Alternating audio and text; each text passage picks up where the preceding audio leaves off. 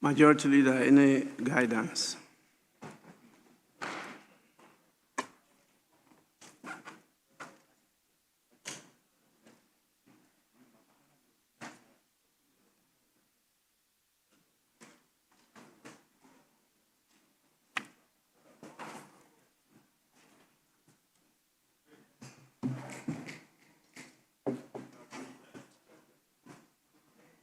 Thank you, Mr. Speaker. Mr. Speaker,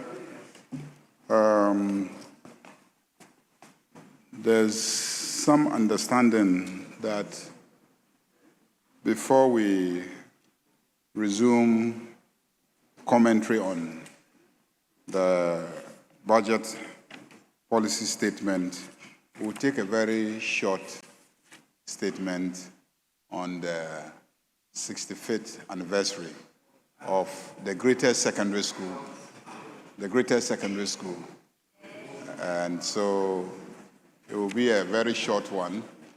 The anniversary is this Saturday, and so we're engaged with the first Deputy Speaker, and he had agreed that upon resumption, we'll take that statement, and then we'll get back to the commentary on the budget.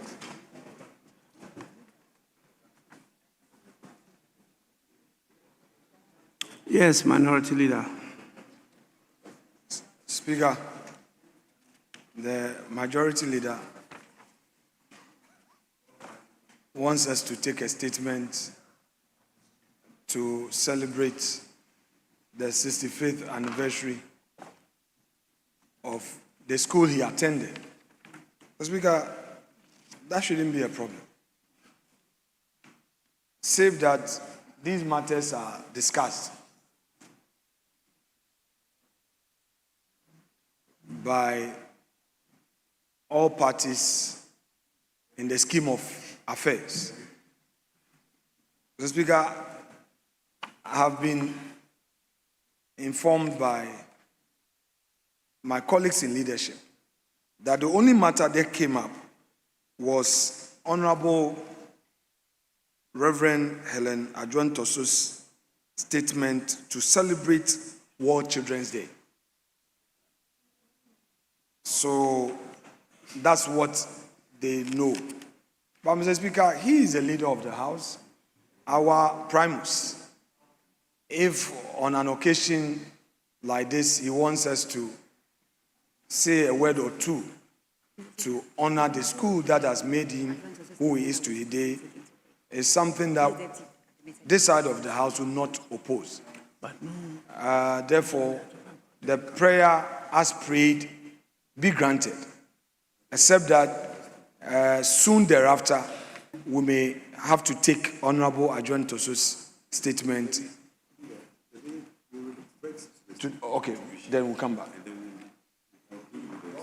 Okay, so, Mr. Speaker, I'm advised that we would soon thereafter, we'll resume the debate which is now christened as comment. We'll go back to it, and then he will decide his pleasure on this World Children's Day statement. Mr. Speaker.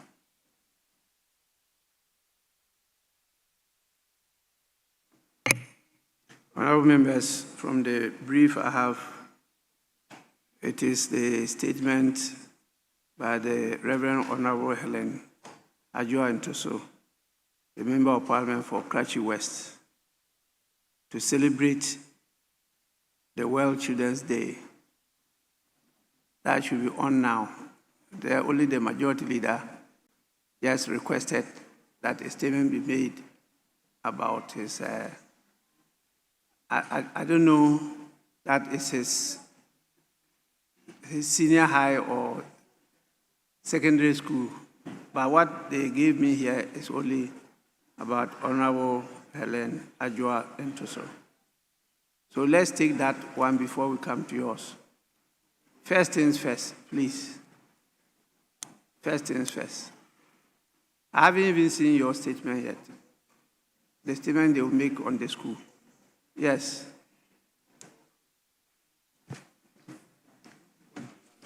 Thank you, Mr. Speaker, for giving me the opportunity to make this statement in commemoration of this year's World Children's Day. Mr. Speaker, the World Children's Day is not just another date on our calendar.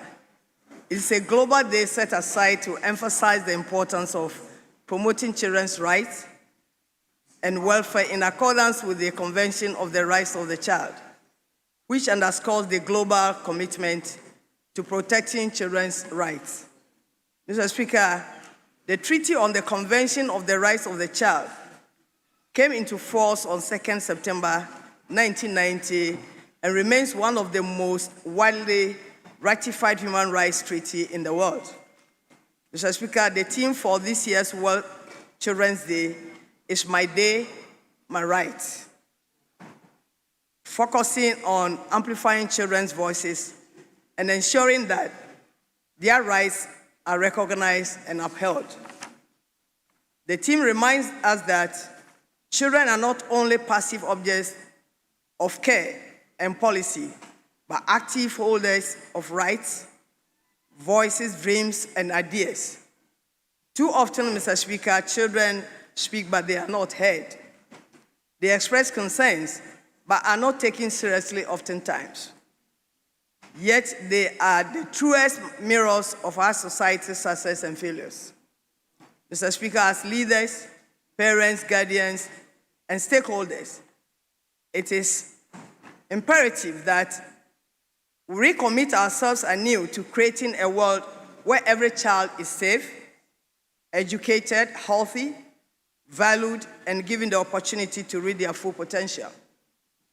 Mr. Speaker, to listen to children means to invite them into conversations concerning their lives, be it education, safety, behavioral change, well-being, or their aspirations for the future.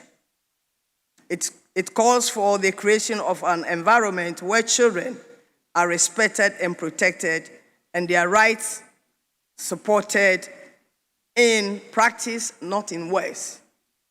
Mr. Speaker, as a nation, we have the responsibility to give our children safe homes and communities in which to grow without any form of anxiety. Our schools need to remain valued as places that nurture talents and encourage our children's dreams.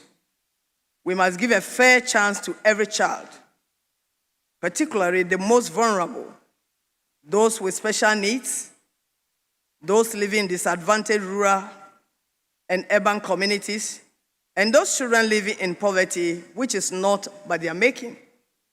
Mr. Speaker, the World Children's Day requires us to recommit ourselves to building a Ghana where no child is left behind.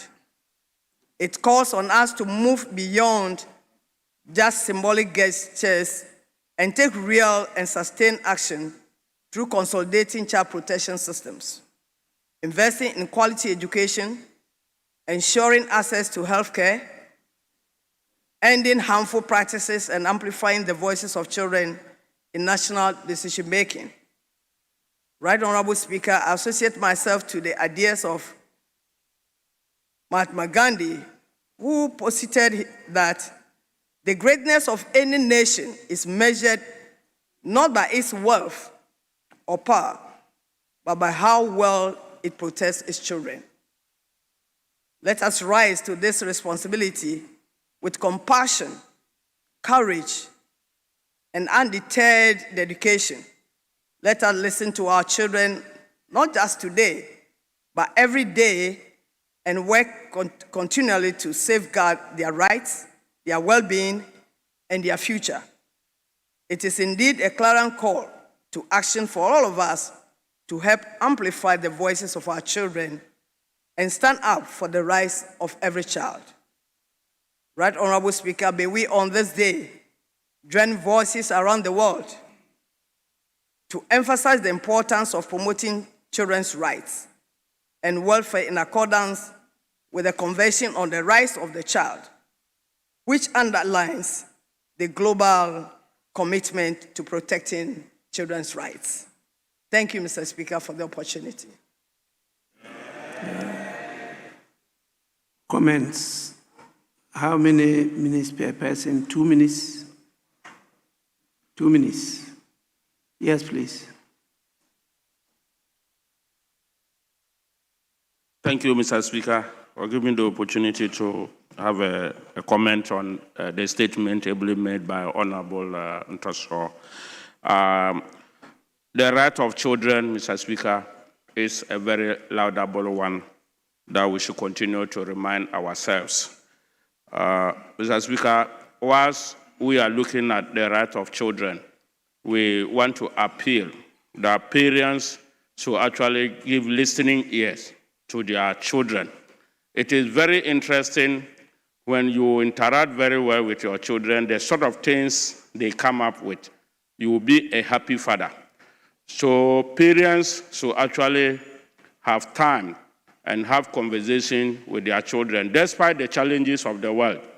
I know most parents in the cities, in the rural areas who wake up early and move to farms and get to market centers once in a while do not easily have time for their children.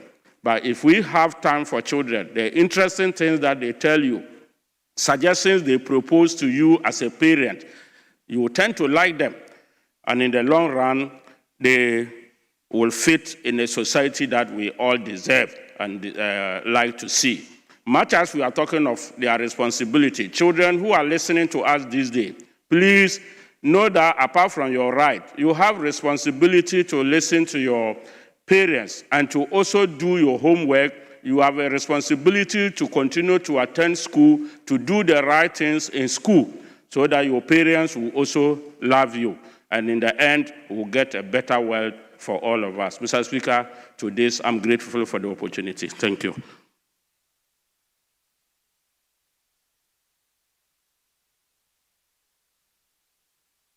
Yes, please. 2 minutes. Thank you, Mr. Speaker, for the opportunity to contribute to this statement. And I commend my honorable senior colleague for the statement that she made. Mr. Speaker, the strength of a nation lies in how it guides and nurtures its youth. So today, we have to raise the awareness of protecting children. And also, it's not just a celebration of children, but it's also a reminder for us as adults, our responsibilities towards protecting the children's rights, protecting them from violence, protecting them from pedophilia, and protecting them from incest. We also have to celebrate the children's, their creativity, their enthusiasm, and their potential limitless in terms of their future, because they are the future of this country. Mr. Speaker, so this is a chance to amplify the voices of children and allowing them to express their concerns and share their ideas and their dreams. We shouldn't suppress or stifle the children's thoughts. We should be open to them and their concerns and shouldn't just say that they're too young, because from what they say is what you know, that's how you gather in terms of what the children need and how they'll be shaping the future. What we can also do actually is to gather their thoughts in terms of their views and place them in a role, say, if they were an MP for a day, if they were president for a day, what political priorities would they like to see? What would they like to do if they were president for a day? What would they like to see in their communities if they were MP for a day? And Mr. Speaker, you'll be very surprised in terms of what the children will say, because that will actually shape what our political priorities should be in terms of their feedback. And it will also instill in the children that one day they could also become an MP, member of parliament, or a president, because they will definitely be in those roles in the future. So, Mr. Speaker, today is a day that reminds us that we must make the world a safer place for the children, protect them, and bring out and not stifle their creativity and their enthusiasm, and also reminds us in terms of our responsibilities towards children. Thank you, Mr. Speaker, for the opportunity. Thank you so much. We move on. The next statement. The next statement stands in the name of the Honorable Member for Tamal North, Honorable Alassane Suhini, statement on the 65th anniversary of Ghana Secondary School, Tamale. Thank you, Right Honorable Speaker, for the opportunity to make this statement to mark the 65th anniversary of Ghana Secondary School, Tamale. The Speaker, it's with immense pride and a deep sense of nostalgia that I rise on behalf of the entire Ghana School community, past and present students, dedicated staff, supportive parents, and the esteemed Board of Governors to celebrate a significant milestone, the 65th anniversary of Ghana Secondary School, Tamale, fondly known as Ghana School. In the context of Ghana's educational history, Ghana School's establishment was a significant step by Osajifo Dr. Kwame Nkrumah in expanding quality secondary education to the northern parts of the country. For decades, it has been an engine of social mobility and an intellectual hub, producing the skilled manpower that drives our agriculture, civil service, health, and education sectors. Mr. Speaker, distinguished individuals such as one of Ghana's most celebrated bankers and majestic traditional ruler, Mr. Alhassan Andani, Pishol Lana, the majority leader of this august House and Member of Parliament for Boku Central, Honorable Mahama Ayarga, the former youngest Pro-Vice Chancellor of any university in Ghana, Professor Felix Kofi Abagali, the highly regarded pediatrician, Professor Alhassan Abdul Momin, Abedi Ayu Pele, our celebrated energy minister, John Abdullahi Jinapo, and of course, His Excellency John Dramani Mahama, and his ever supportive and loving wife, the First Lady of the Republic of Ghana, Mrs. Lordina Mahama, and of course, my humble self. We all consider this great institution more than just a school. It was a furnace that forged our character, a nursery that nurtured our talent, and it remains a beacon of hope and opportunity for generations of young Ghanaians. Indeed, Mr. Speaker, in this chamber today, Ghana School has the highest number of old students who are members of parliament in this country. Honorable Professor Hamza of Kumbungu, Honorable Zuwaira Ibrahima of Salaga South, Honorable Fatahia Abdulaziz of Savilugu, Honorable Professor Ali Dusedu of Tamale Central, Honorable Dan Latif of Ablekuma Central, Honorable Solomon Kuyon of Krachi in Chimuru, Honorable Alhassan Tampuli of Gushegu, Honorable Alhassan Umar of Zabzugu, and others. For 65 years, Ghana School has been a pillar of academic excellence and character formation in northern Ghana. Its motto, Dania Suma Nesugulu, has guided countless alumni to become leaders in every sector of our national life. In 1974, Ghana School became the first school in Ghana and Africa to launch a rocket, a landmark achievement that demonstrated the practical application of science education. This event remains a key part of the school's history, and the rocket is featured on the school crest, etched on every uniform to remind students of their limitless capabilities. This 65th anniversary is a testament to the resilience of its staff, the dedication of its students, and the enduring support of its community. As we look to the future, the role of schools like Ghana School is more critical than ever. Investing in them is an investment in national cohesion and sustainable development. Therefore, as we celebrate this 65-year journey, let us pledge to equip Ghana School with the modern tools and infrastructure it needs to thrive in the 21st century.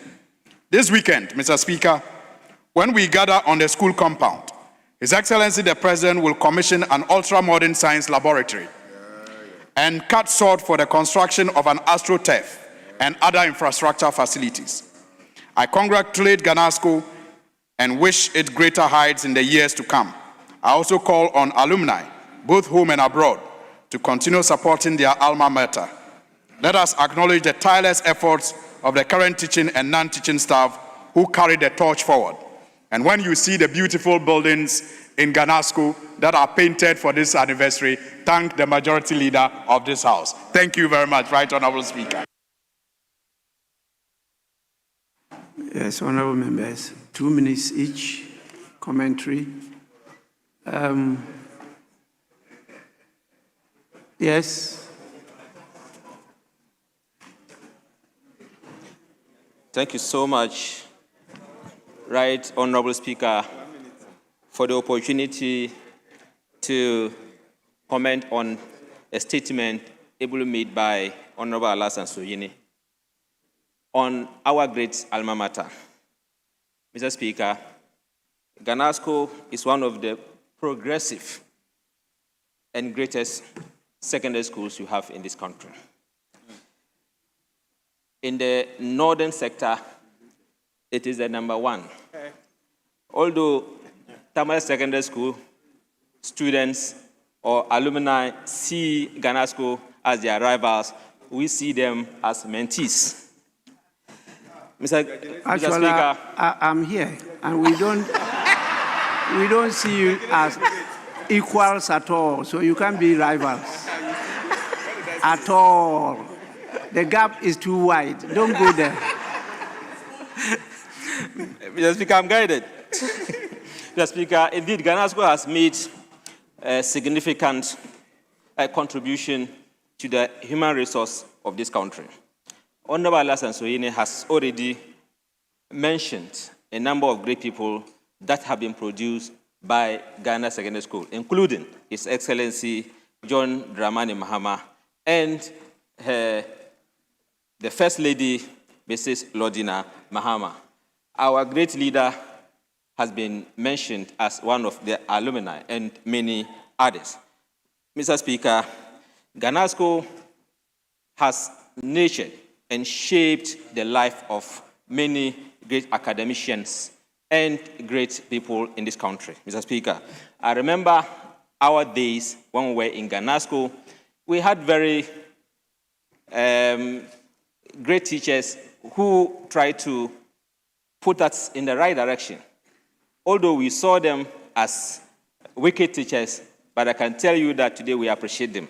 The likes of Ababio, the likes of Abari, these were very great personalities that everybody, when they were very popular, everybody knew in Ghana Secondary School. Mr. Speaker, Ganasco, as we celebrate this our anniversary, let me commend the management, the board, alumni, and all for supporting Ghana Secondary School. And I want to end up by congratulating all of us, the alumni and sympathizers, for on this our celebration. I thank you for the opportunity, Mr. Speaker. Yes, please. Thank you, Mr. Speaker.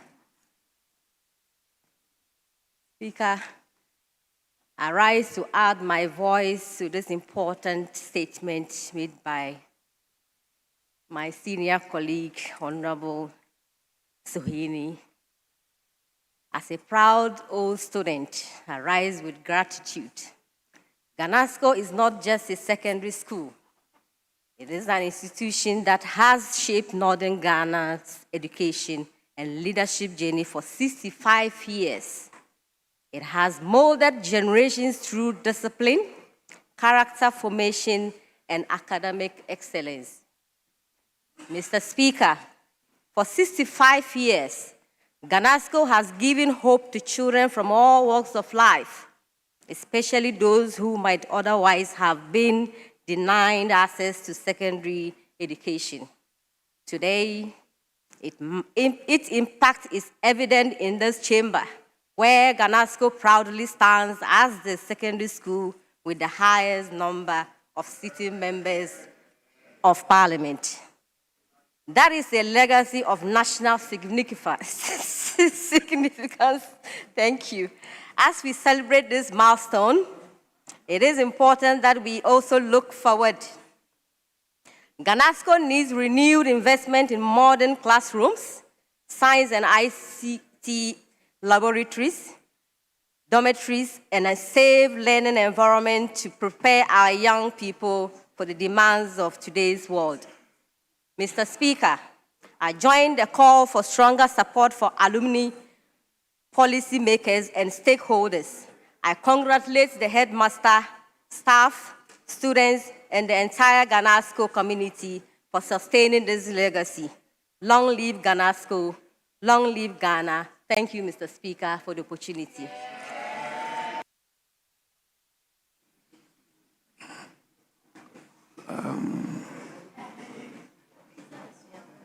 We take the last person. The leaders want to contribute. You want to comment? Yes, Honorable. Thank you, Honorable Speaker, for the opportunity to comment on the statement made by Honorable Suhuyini. The statement has said it all. Ghanasco, just as he said, is not just a school, but an institution. I am not surprised today the caliber of people Ghana Secondary School in Tamale has produced. We are not just talking about this house that we have the highest number, but if you go to other sectors, in sports, in academia, in all the fields, you will find Ghanascans there. Ghanasco is a disciplined institution. And so I want to say that I encourage and urge my colleagues that kindly send your wards there for a proper training so that you will have great men and women in the future. So I say that I am proud. I am very, very proud that I was trained in Ghana Secondary School. Thank you, Mr. Speaker, for the opportunity.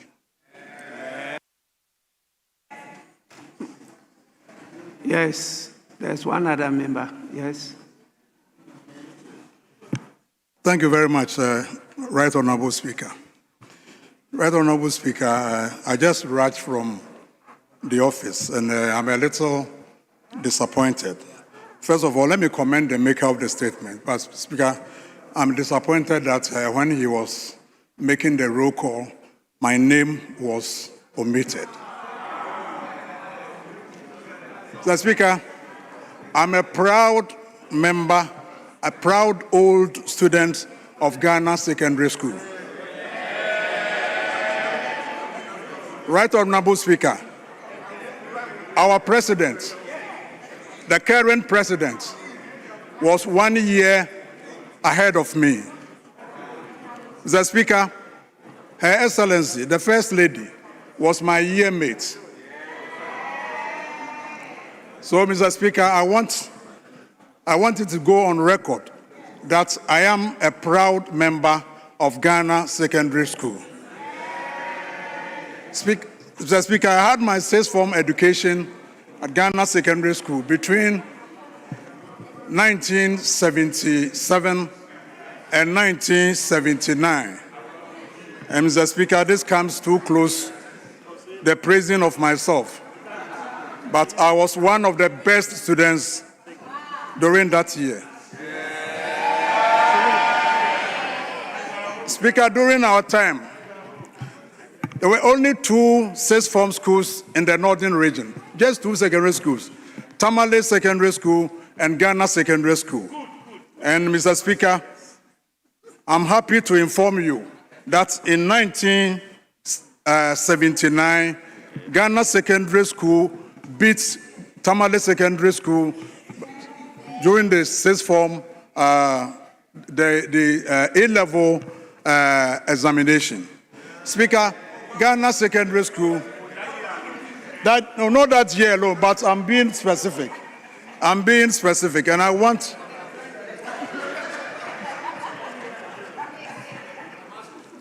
Actually, Honorable Member, Mr. Speaker, the 79 A-level elections was not a contest between Ghana School and Tama School.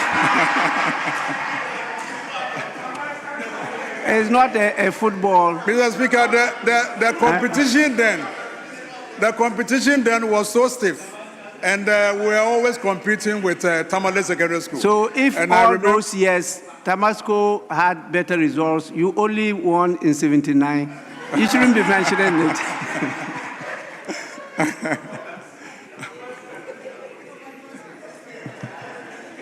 Speaker, so in conclusion, it is not in doubt that Ghana Secondary School is one of the best secondary schools in the country. Thank you very much, Right Honorable Speaker. The Honorable Member who was also on his feet, before I take the leaders. Yes, 2 minutes. Thank you so much, Mr. Speaker, for indulging me. Mr. Speaker, I want to congratulate my honorable colleague, Honorable Sohini, Alassane Sohini, for making this statement. Mr. Speaker, he has enumerated the great and illustrious sons that Ghana Secondary School has produced. And even in this particular chamber, I think we have more than 10 of us represented here. And that is a great testimony.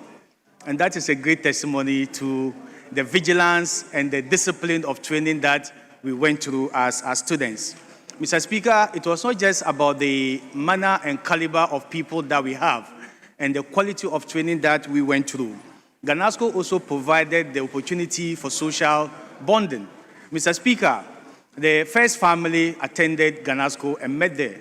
And Mr. Speaker, I also met my wife at the Ghana Secondary School.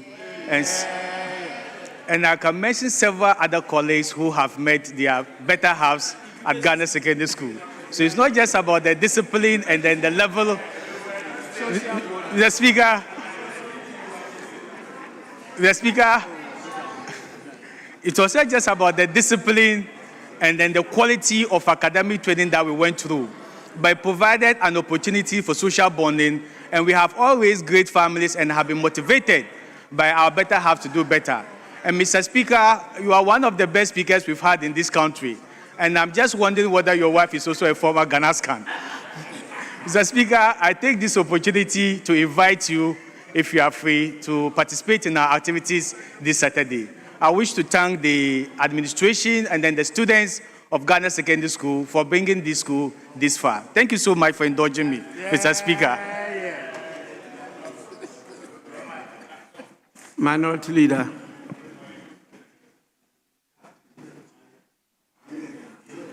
Oh. Look at it.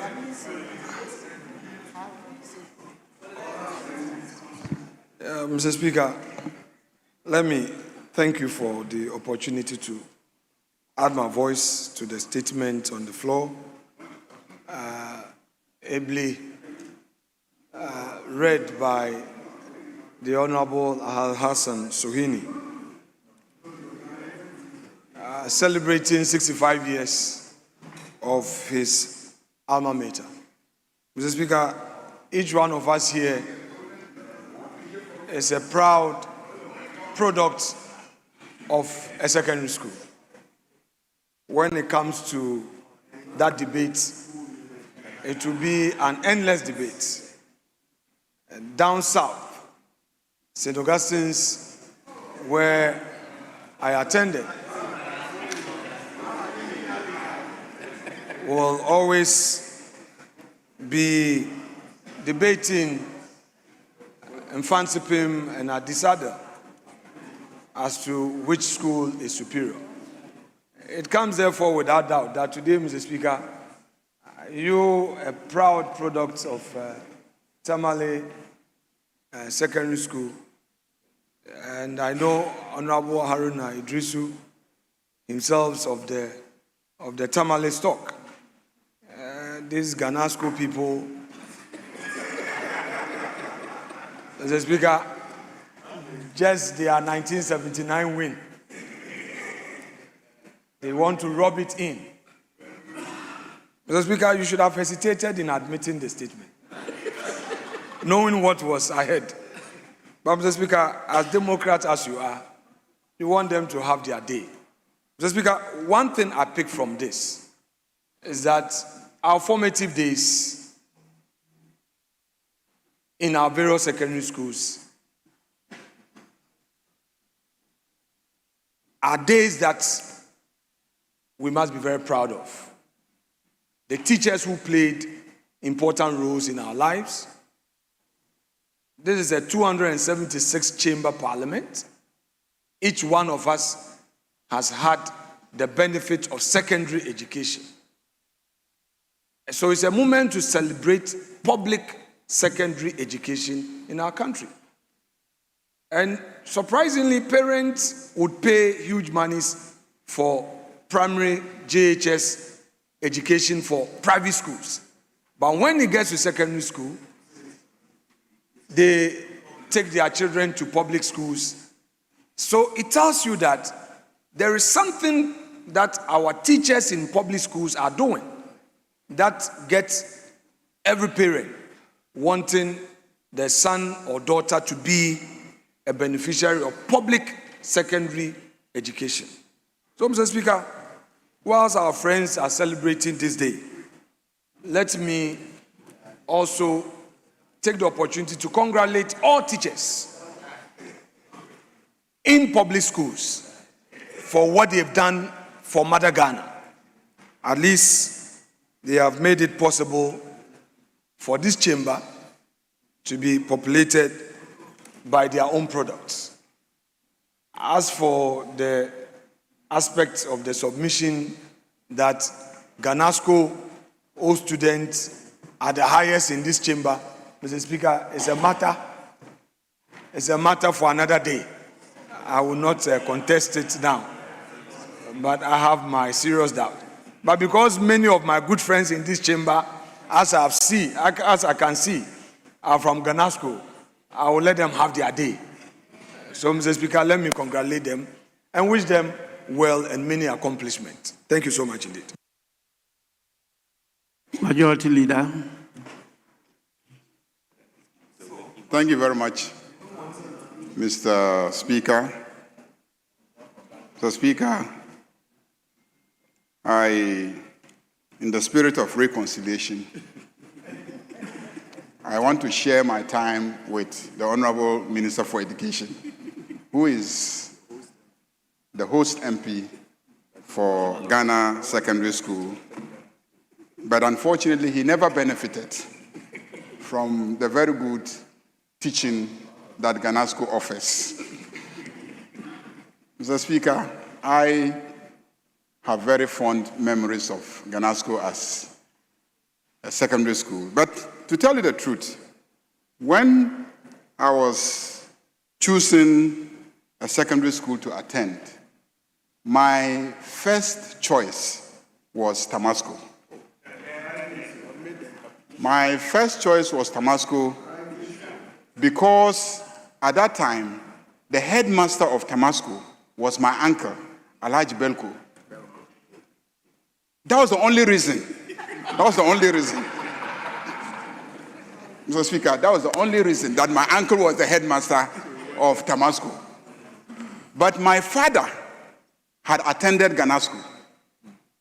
He was among the first batch of students who started the school. And his schoolmate, L.M. Awuni, had become the headmaster of Ghana Secondary School. So when I showed my application, he took it, put it aside, and said, "You are going to Ganasco." And indeed, all of us, his children, went to Ganasco. And we have never regretted going to Ganasco. Mr. Speaker, I started practicing law in Ganasco. I had a small legal practice there. Anytime that students were invited to appear before the disciplinary committee, which used to sit, I think at that time, in the science block. I'll go and hide in a corner. And as the students went in to appear before the disciplinary committee, I listened to each of them and I told them what to go and tell the committee so that their stories would be consistent and disorganize the committee. So the committee was having difficulty taking decisions until they managed to get one of the students to confess that I was sitting outside all the time and feeding them and guiding them what to say at the committee hearings. So my housemaster, Mr. Kuma, who was a Greek teacher, came to the dormitory one Saturday on inspection, and after the inspection, he was addressing us and reported that it had been discovered that I was in the habit of hiding in a corner and managing the work of the disciplinary committee and making it difficult. And that was the first time I heard the word bamboozle and said bamboozling the committee. Mr. Speaker, I have not since then forgotten the word bamboozle. And he made a profound statement and said, I think you should be a lawyer. And that was what made me later in life to decide that I wanted to be a lawyer. Even though in school, I was actually the best art student. And my mother wanted me to go to Science and Tech, KNUST, to go and study art. Mr. Speaker, as for the rivalry between Ganasco and Tamasco, it is what has really formed Ganasco.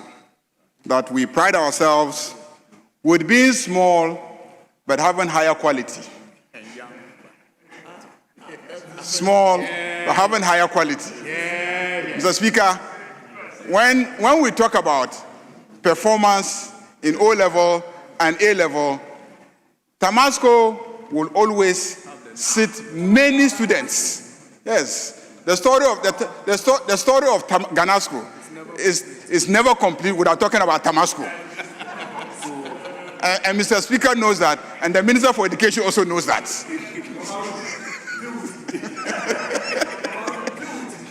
That is why, even in this chamber, the story of Tamasco and Ganasco is that Ganasco has produced more members of this chamber than Tamasco.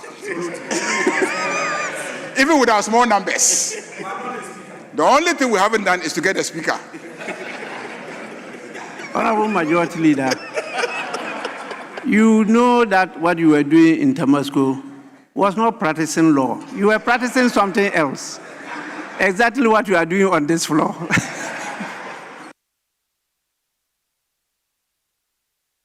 Mr. Speaker, as I said, I want to share my time with the Minister for Education, in whose constituency Ganasco sits, and to just conclude by saying that we're all very proud products of Ghana Secondary School. We want to urge the young ones who are there now to look up to us and be inspired to perform.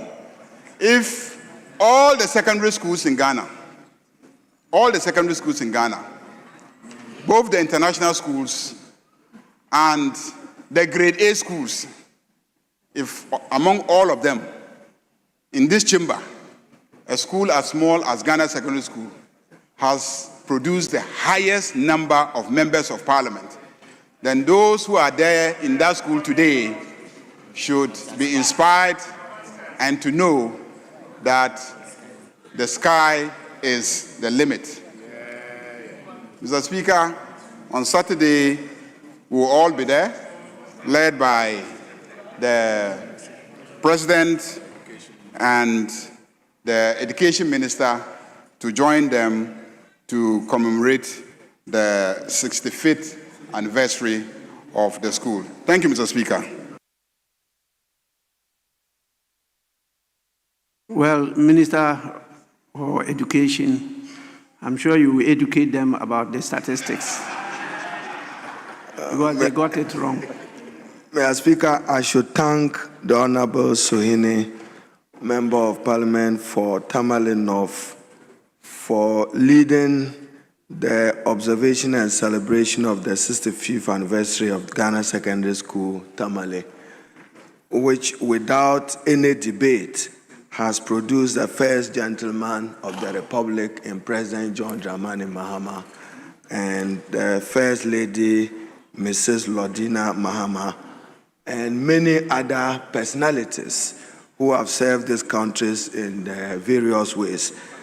But Mr. Speaker, the Honorable Mahama Ayerga knows that part of his attraction to Ghanasco was the Adwa. He was chasing some Adwa Wache, which was very popular at the time. You were in Ghanasco because of Adwa. You remember that very, very well. And then Gable, which is called Tubani and Dagbani, Mr. Speaker. Mr. Speaker, those were his attractions. If he wanted to follow Master Bolko.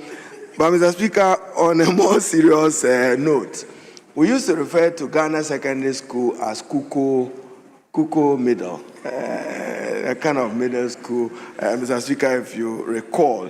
So, Mr. Speaker, this year they are celebrating Ghanasco at 65, a legacy of excellence inspiring future generations. And I'm sure the number of members of parliament who are serving the Republic in various capacities and those who have made the nation proud in their service to the country.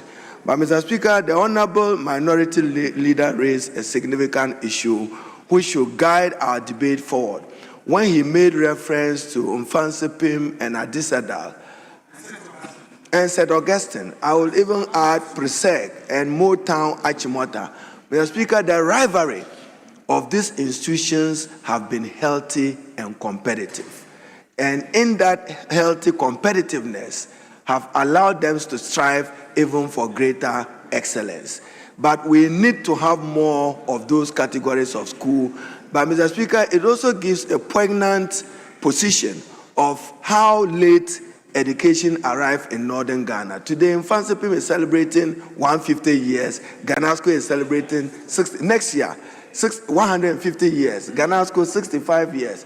You see a huge gap in terms of access to secondary education. So, Mr. Speaker, as he rightly stated, the President of the Republic, President Mahama, have confirmed that he will be the special guest of honor in Ghanasco on Saturday to join them celebrate 65 years and to say thank you to Ghanasco, at least for the training which has made him today the President of our Republic, and he's endearing himself to many. So to all Ghanascans, we say we want to congratulate you at 65. Mr. Speaker, let me conclude with just a translation of against me because of the Adwa. Mr. Speaker, I'm just concluding on Dania Suma. Dania Suma, very typical, I'm sure, in the northern languages, is about good intentions. That whatever you do, let it be led by good intentions, which is what the heart does and not what the mouth does. We should be guided with good intentions, everything we want to do, even in our public service. I thank you, Mr. Speaker, for the opportunity. Thank you so much. Honorable members, I just need a minute to sign some document and return, so I'll suspend sitting just for 5 minutes. I'll just sign some document and come back.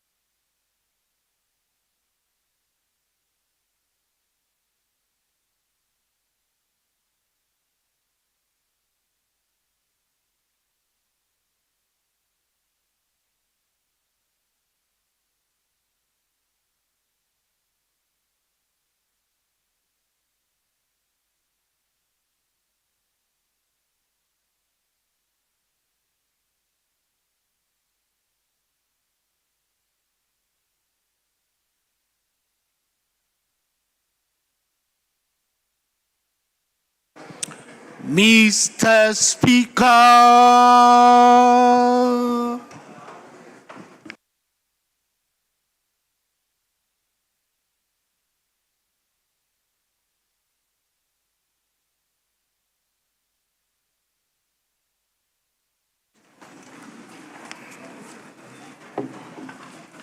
Honorable members, please resume your seat.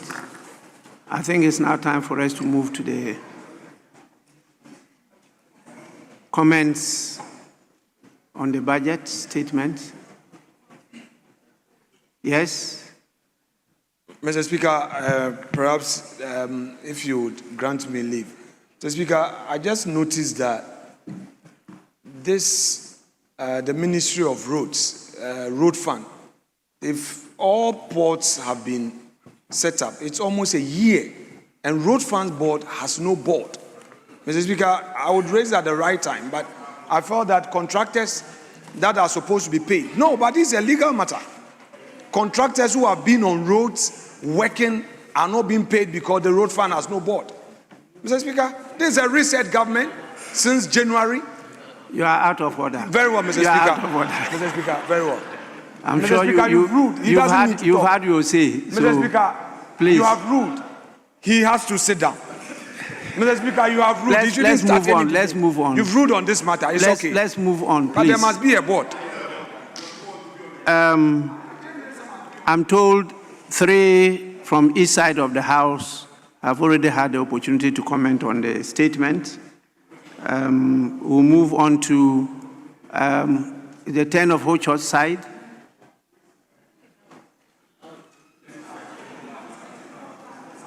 It's 3-3. So the next is Oside. Then the number 4 here is Honorable Mavis Nkansa Boadu. 15 minutes. 1-5.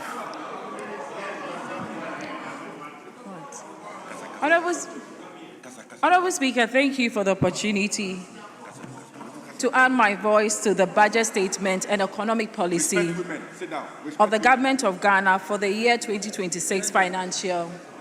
Respect women. Sit down. Sit down.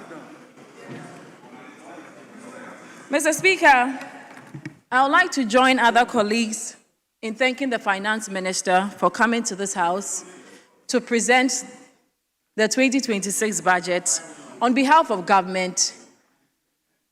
Mr. Speaker, during the debate, I've sat quietly and listened to my colleagues on the other side, and they've been quick to mention and talk as though we on the minority side do not support them, or it is our wish for them to fail. Mr. Speaker, I want to use this medium to tell them or to reassure them that we do not wish for them to fail, Mr. Speaker. We actually want them to succeed. Mr. Speaker, if that is to happen, it will mean a total erosion of the good works that His Excellency Nana Addo Dankwa Akufo-Addo did, together with the NPP government. Mr. Speaker, similarly, it will have a devastating effect on Ghanaians, and that is not what we wish to see, with everybody in this House affected. Mr. Speaker, that brings me to the budget. During the presentation of the budget, Mr. Speaker, the minister was quick to mention that the economy is breathing again. Mr. Speaker, he said the economy was stronger. He said it was full of promise. Mr. Speaker, I think the minister is out of touch with reality. Mr. Speaker, as we talk today, Ghanaians are not breathing any easier. Mr. Speaker, utility bills are up. Mr. Speaker, small businesses are suffocating, and even leading to some of them folding. Mr. Speaker, food prices are unpredictable. Mr. Speaker, unemployment is at an all-time high. And this is a government that promised to give our youth employment. Mr. Speaker, the finance minister was very long on rhetoric and very short on substance, especially when it came to the areas of creating jobs amongst our youth, Mr. Speaker. Mr. Speaker, in terms of growth of the economy, Mr. Speaker, in the terms of reduction in unemployment, Mr. Speaker, if you permit me, I would like to turn to paragraph 1132 of the budget.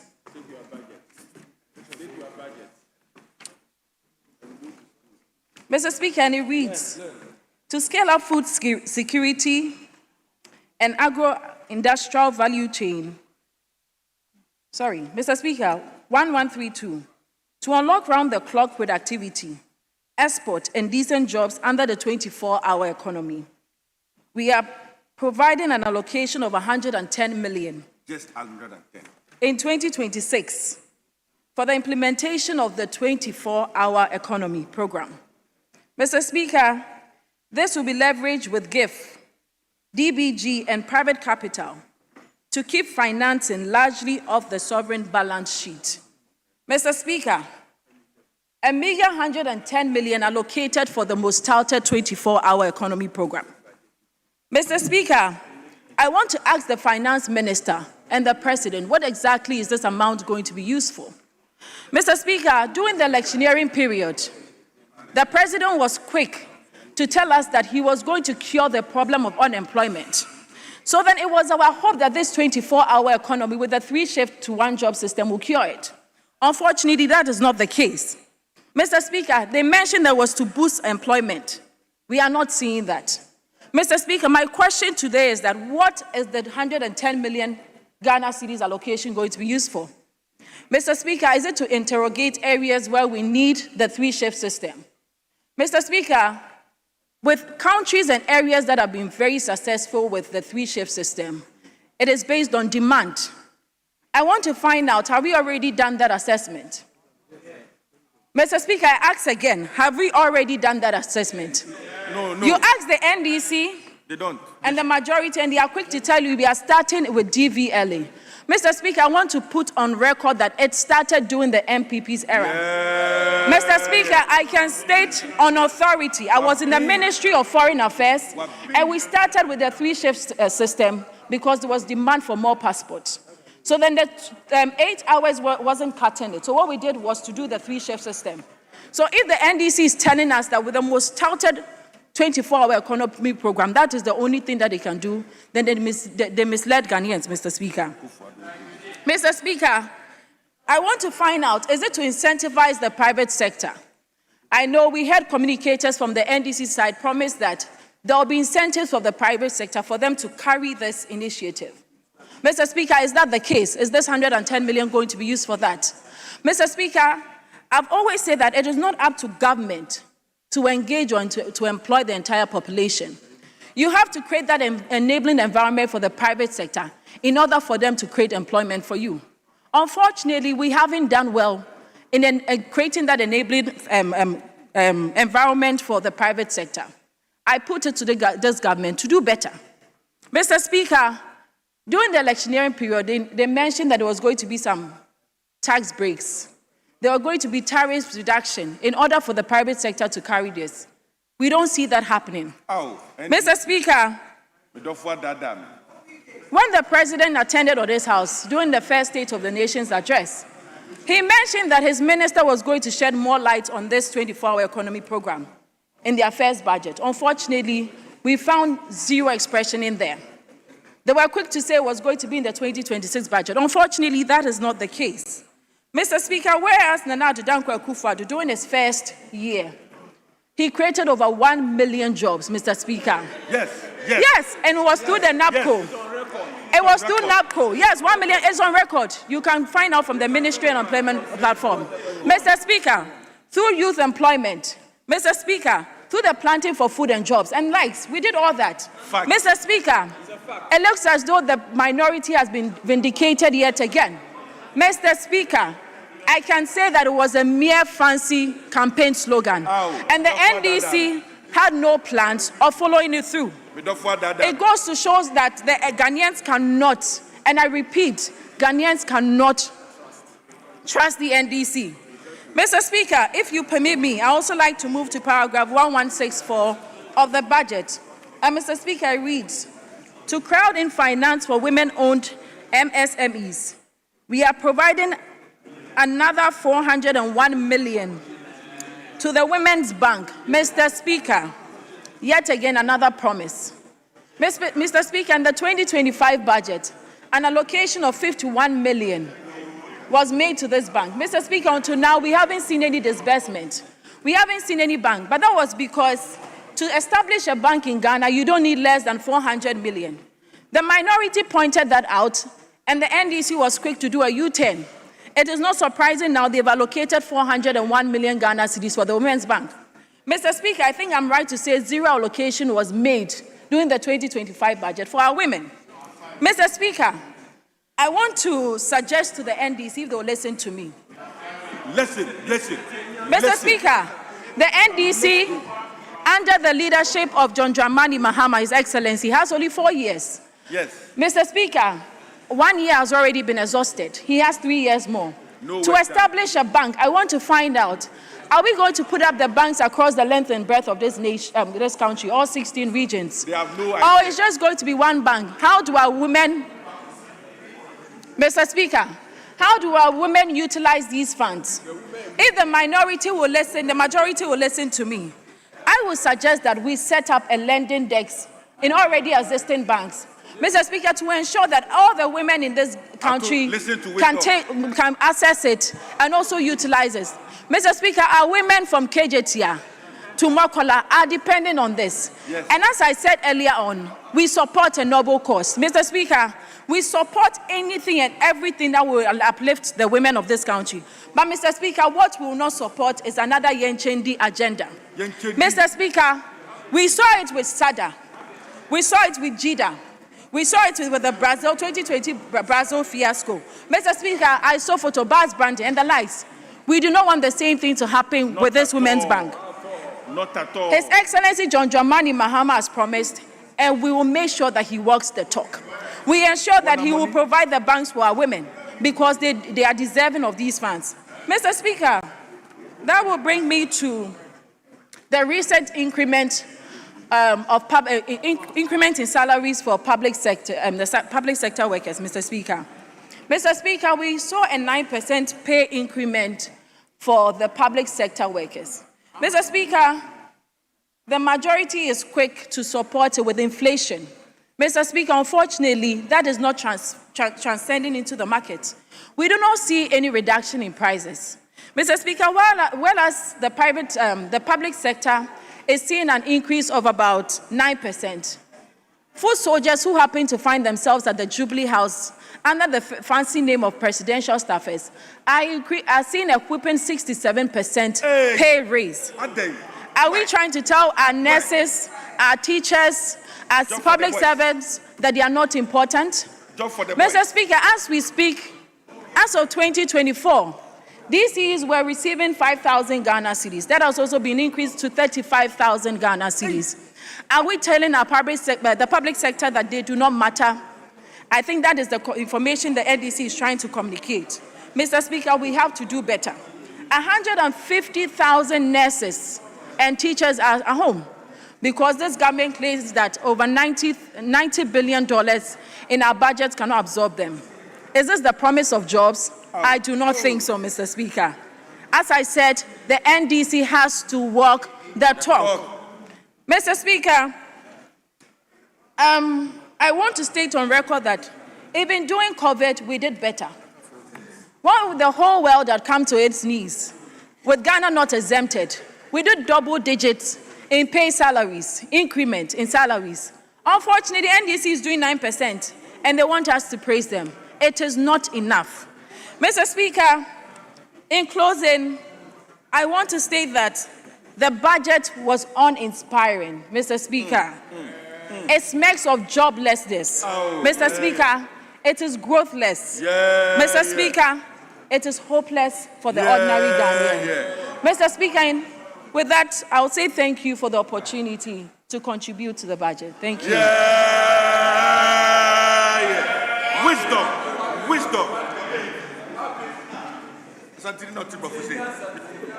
Honorable members, the list I have here, the indication is that the next speaker from the majority side is Honorable Ajay Mensah. Thank you, Right Honorable Speaker, for the opportunity to contribute to the debate on the economic policy of the Government of Ghana for the 2026 financial year, captioned Resetting for Growth, Jobs and Economic Transformation, by the Finance Minister, Honorable Dr. Kasliato Forson. Right, Honorable Speaker, this is one of the smartest budgets. We've been in the system for some time, but there is everything to show that is one of the best, smartest budgets ever delivered by the smartest member of Parliament and the Minister for Finance. Right, Honorable Speaker, the other side, our colleague Honorable Boama talked about the issue of emergency, state of emergency. I thought that this issue was closed. State of emergency had been handled by, Mr. Speaker, our leader, that there isn't anything to show. There is no documentation from the NDC front that called for state of emergency during MPP era. If there was some concerns by the public that there was the need for state of emergency, it was because of the fact that the area was mismanaged to the extent that, I think we started this thing here, over 2,100 concessions were given out, prospecting licenses were given out. When it happened, all of us were concerned because the whole place, the whole areas in the 83 mining district were filled by the Chinese, with fines and all over. So that was the concern. Now what are we seeing here? There is reasonable control. The rivers are becoming neater, better. The 9 forests have all been cleaned up, and that you don't see mining in those mining areas again. NAMOs are doing well. The issue of the responsible cooperative mining is also key. And I thought this issue of state of emergency was closed. It is not, to me, I don't think that is something that we need to worry ourselves about now. There's reasonable control. Right, Honorable Speaker, I want to make some few comments on the road sector. The budget is clearer on what our roads we have in Ghana here in terms of our network. And the concern also from the other side, by Honorable Boama, talking about the Accra-Kumasi Expressway. And I call this expressway Mahama Expressway. All records are clear. And indeed, when this project is delivered, it is going to be the best of the expressway in Africa, because that is designed to be the heart, the economic heart of Ghana, with the 6 lanes right away from Accra, 188.7 kilometers, the expressway to Kumasi. That is the best that President Mahama can do for the Ashanti area as a hub. I was surprised to learn that our colleagues have concern to that project. For the existing corridor, I mean the existing road from Accra to Kumasi, the budget is clear that it's about 64% complete, and there isn't anything to show that this project will be abandoned. There's budget allocation for that. The 4.3 billion for construction to the road ministry will have to take care of that. So there's no trouble about that. But the Accra-Kumasi Expressway is something that it is to the heart of President Mahama, and it's not negotiable. It is going to be done, and that will be the best thing that the people of Ashanti region, the middle belt of Ghana, will inherit. So, Mr. Speaker, this is something that gets me worried when our side here thinks that the expressway is not important, so we should hold on to that and go for the current one. As for the current system, I mean the network, it will still be done because there's enough budget allocation for that accordingly. We all remember the issue of Kwame Nkrumah motorway. During that period, we are aware of those who talked against it. Nkrumah went ahead to do it, and today it's one of the best for Ghana. And I think that this project is non-negotiable. It is not hopeful.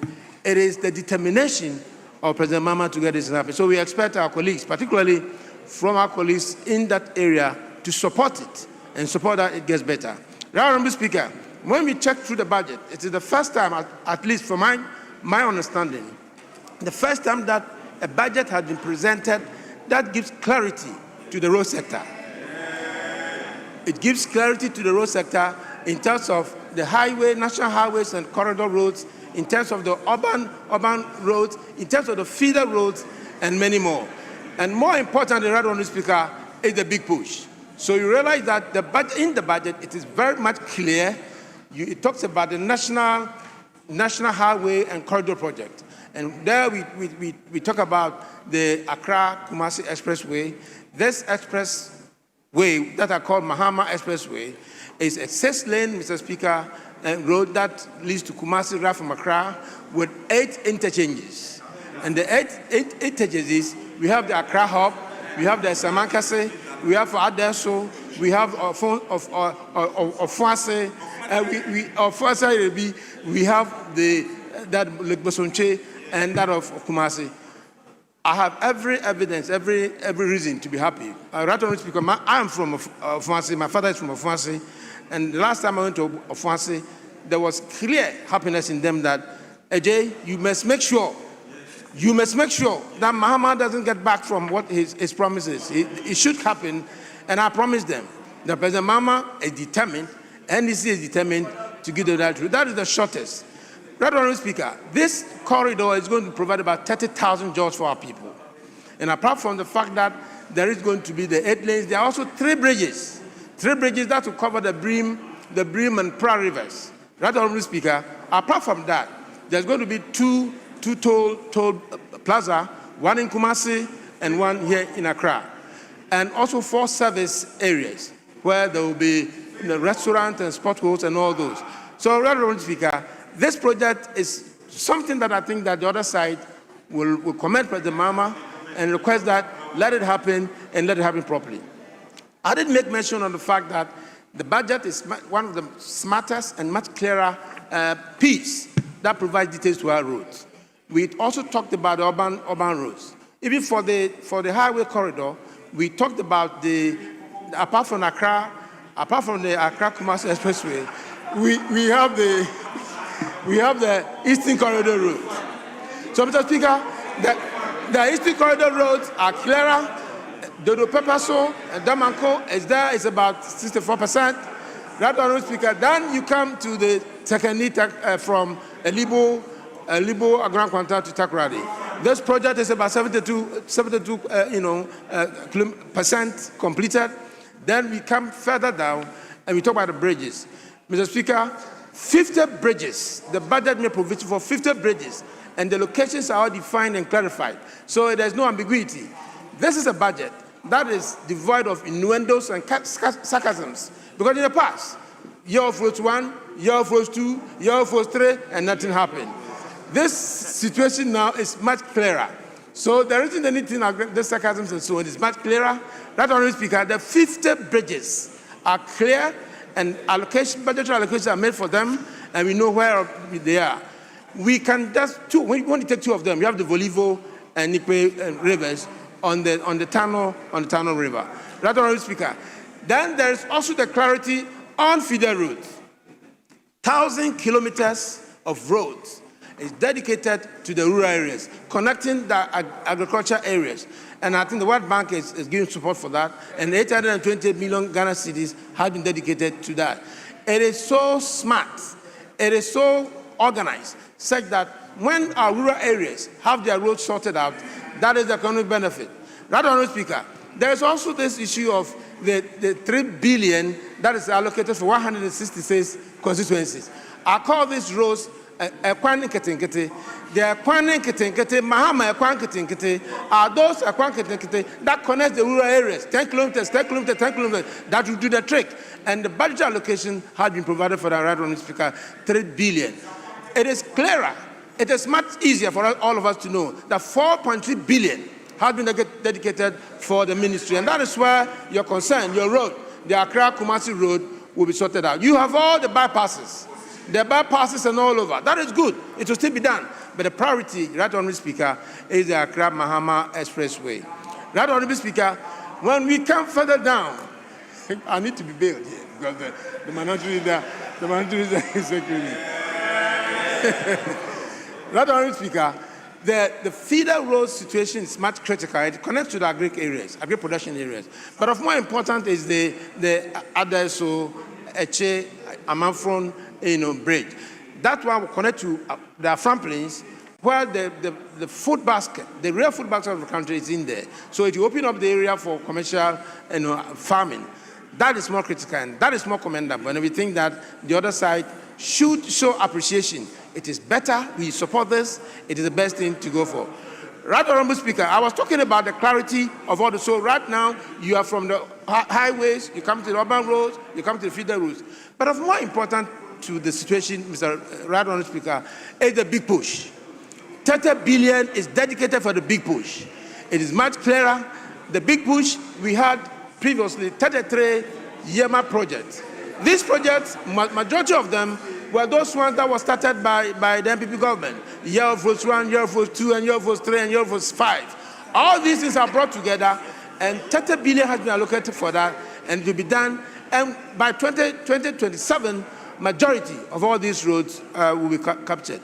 Honorable Takrady, Honorable Kobe will bear me witness. You know, we cut a sword. We cut a sword for the Cape Coast Takrady corridor. That's going to make your place super. So when you get the Elibu Road coming to Takrady, your place is the most efficient place and the most smartest place to look for. Yeah, it's a very nice place. Mahama is producing that and making sure that that corridor is sorted out. So the big push is clearer, and I think enough announcement, enough details have been given, in that order. What else do you want again? So let's have a look at the budget. The budget is much clearer, and that is why I said I'm going to concentrate on roads, because for the first time in our history, we are able to have clarity in our road definition. Once upon a time, there was a time that we even didn't know our road network. I had to come and challenge here. I challenge that we can't think and we can't say that Nana Akufo-Addo is the president that has constructed roads more than any other person. That is never true. On records, they are there. We provided the details, and you couldn't challenge that. Hopefully and happily, we have Mahama coming back again. Mahama is making our roads better, because during those times, 2014, 15, 16, and safer, better, safer, cleaner, sharper. That was the time that we had the upside of urban roads, the asphalt overlays. That is where we saw them. He is back again to modernize our roads going forward. Right, Honorable Speaker, I think that I will encourage my colleagues to have a look at the area, the session that talks about roads. It is the best thing that we can do for ourselves. President Mahama has commissioned his minister, and I'm very much aware the Honorable Minister for Roads and Highways. He took 6 months and told all over the country, every road is determined, every corridor is determined, every network is determined, and that the big push is going there and making sure that our roads are safer, our roads are better. So for that purpose, I think that we have every cause to jubilate. We had every cause to congratulate our Minister of Finance who came in here and going forward. Right, Honorable Speaker, the Road Maintenance Trust Fund has come to stay. Soon, I'm informed the board is going to be inaugurated, but the Road Maintenance Trust Fund is that one that is going to maintain our roads, and that piece is going to do the maintenance for the 166 constituency roads. Those roads are the road in Ketenkete, that we are talking about. It's going to be tricky. We are aware that most of those roads are your roads. Many of those roads are yours, and we will ensure our roads are maintained. When we took power, the records are clear. When we took power, the records are very, very clear. Majority of our road network has broken down. And for the first time, we have had the braveness to ensure that our roads are maintained, and enough financial allocation are made for that, and ensuring that our roads are safe. We will not, given ourselves by 2027, majority of our worries on our roads will be a thing of the past. Right, Honorable Speaker, I think that this is so much good news that what I'm being and harassed. This is harassment, because I think that So in conclusion, Mr. Speaker, I want to take this opportunity to thank and commend all speakers that congratulated the Minister for Finance for the wonderful delivery and what is in there. And also thank the President for such a big piece, such a big stuff. The visionary President that has come to help the Ghana going forward. So President Mama, we are so grateful. We are so grateful for your appointees, your ministers. They're doing a very good job. And we think that the issue relating to state of emergency is gone. The Kumasi, Accra, Kwame Nkrumah, the Kumasi, Accra, Maham.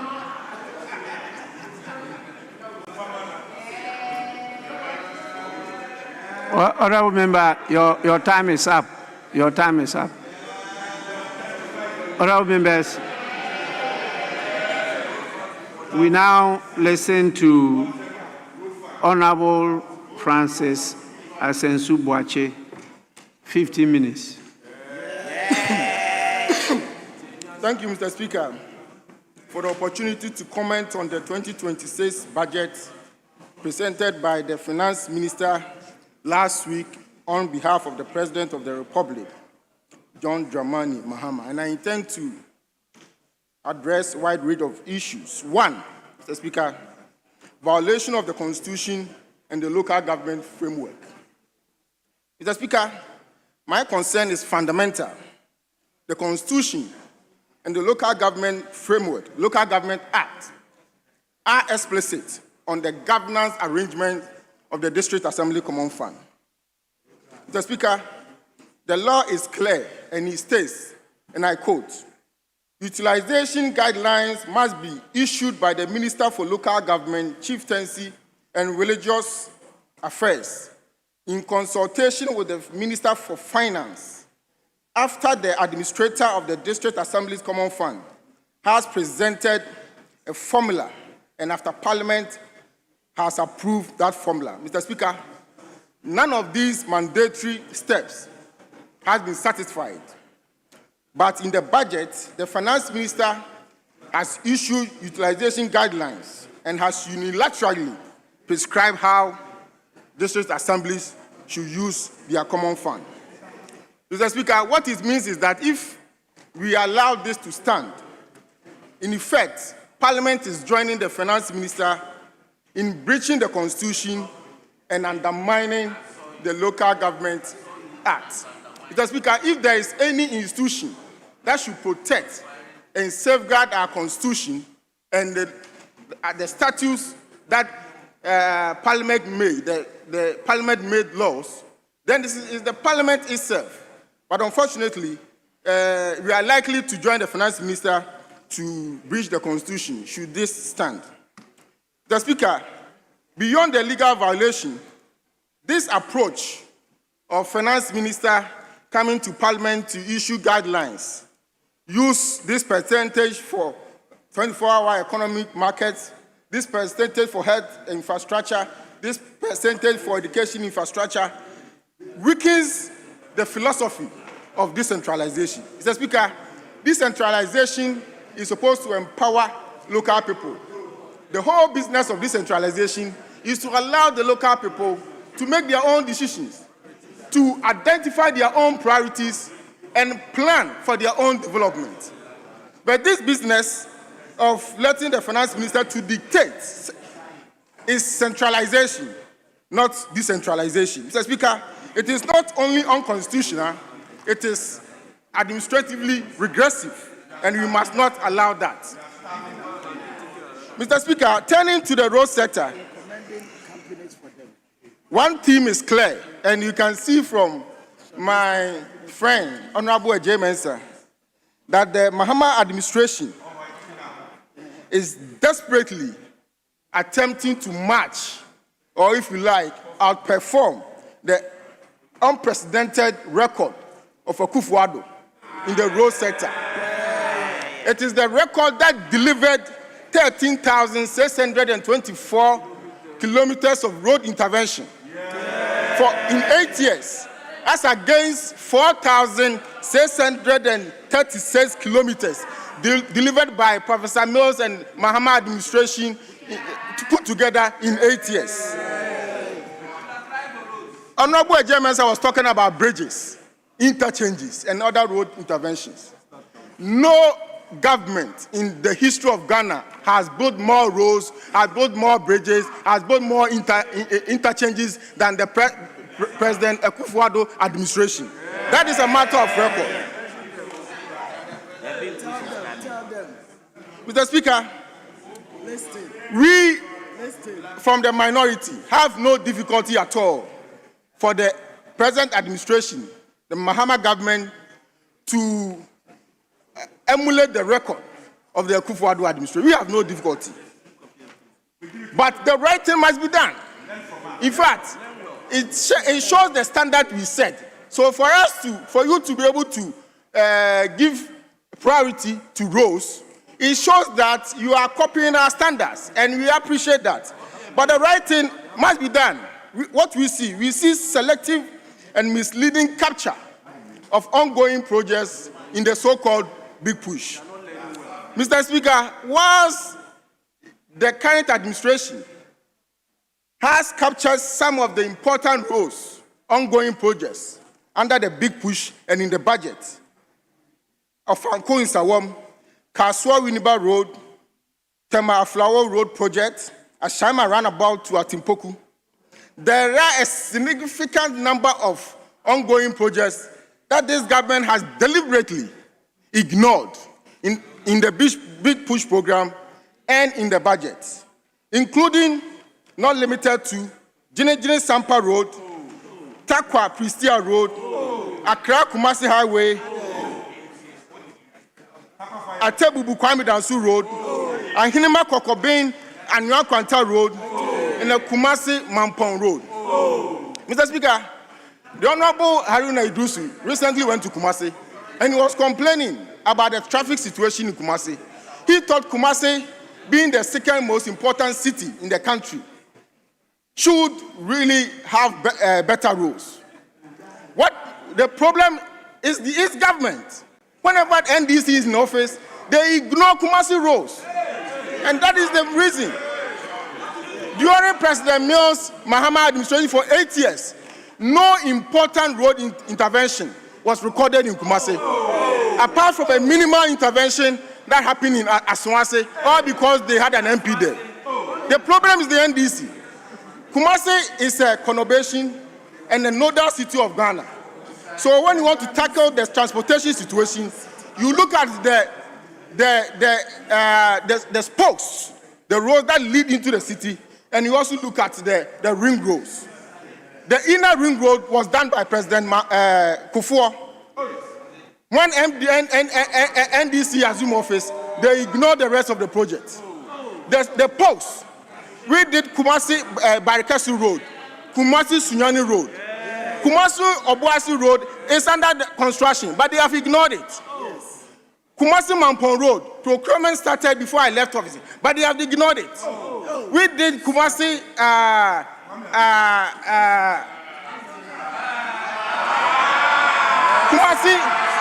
Kumasi Lake Road. Yes, Kumasi Lake Road. So, Speaker, Kumasi Lake Road, they have ignored it.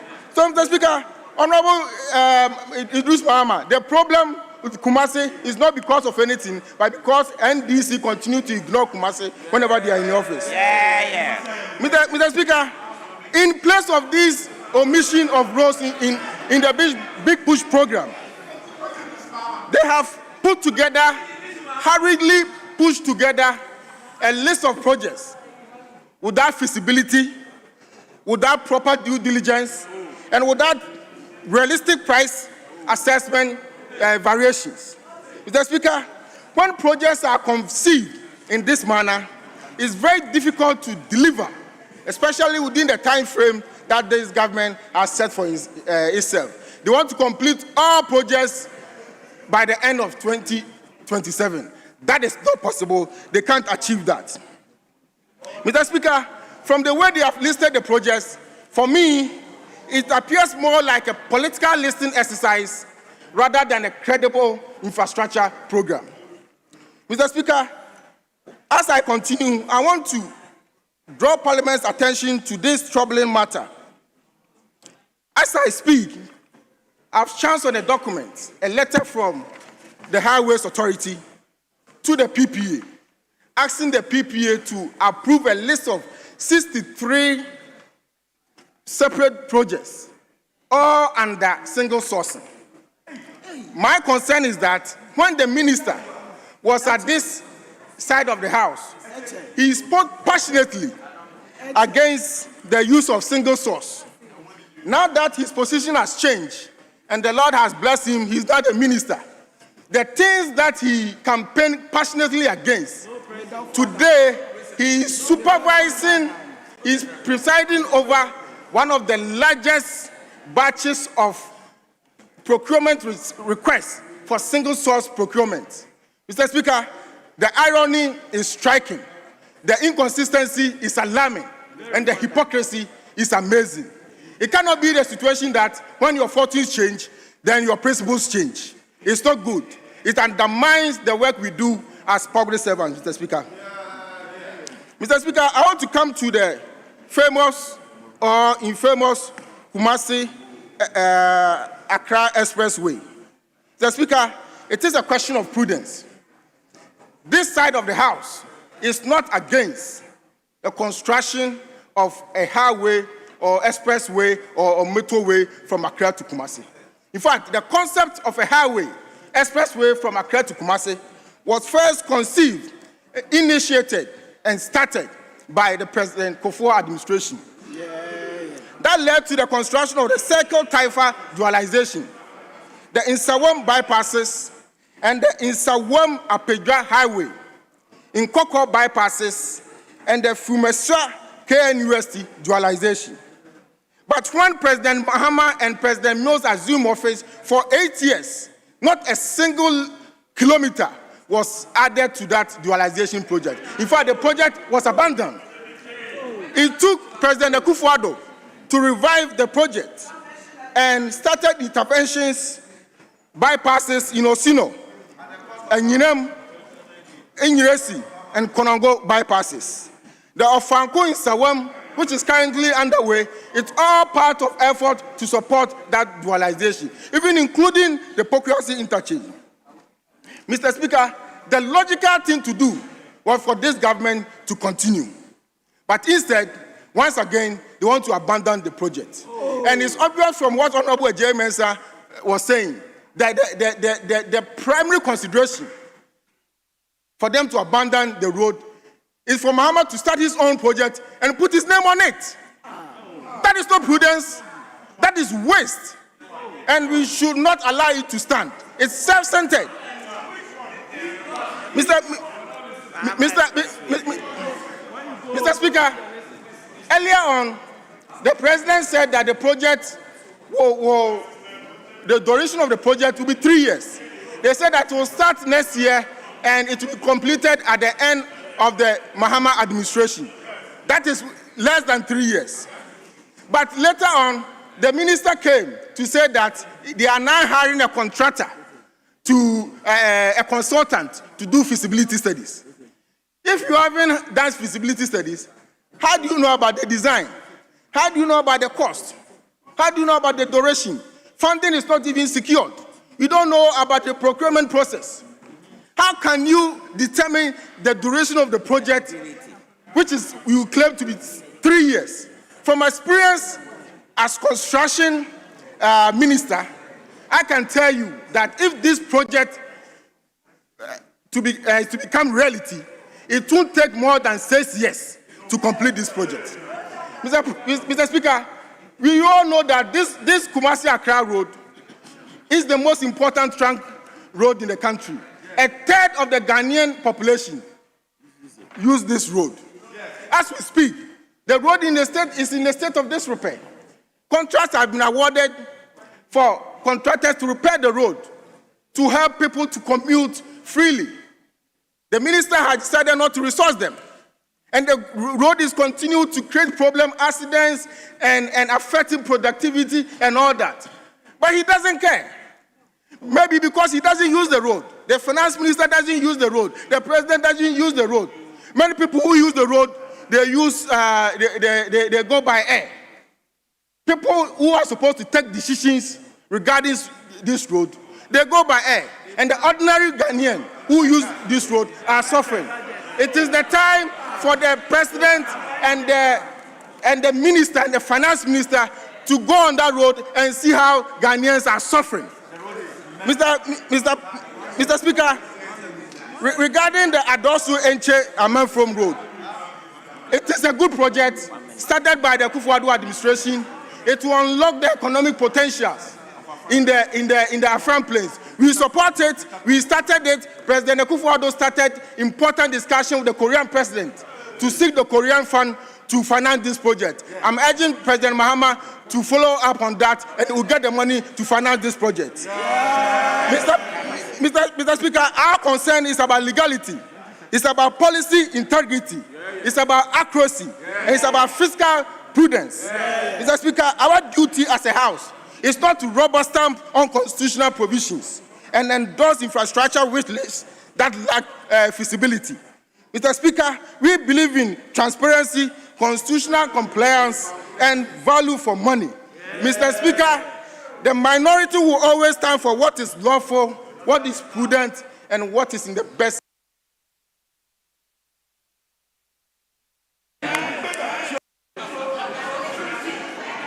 Honorable members,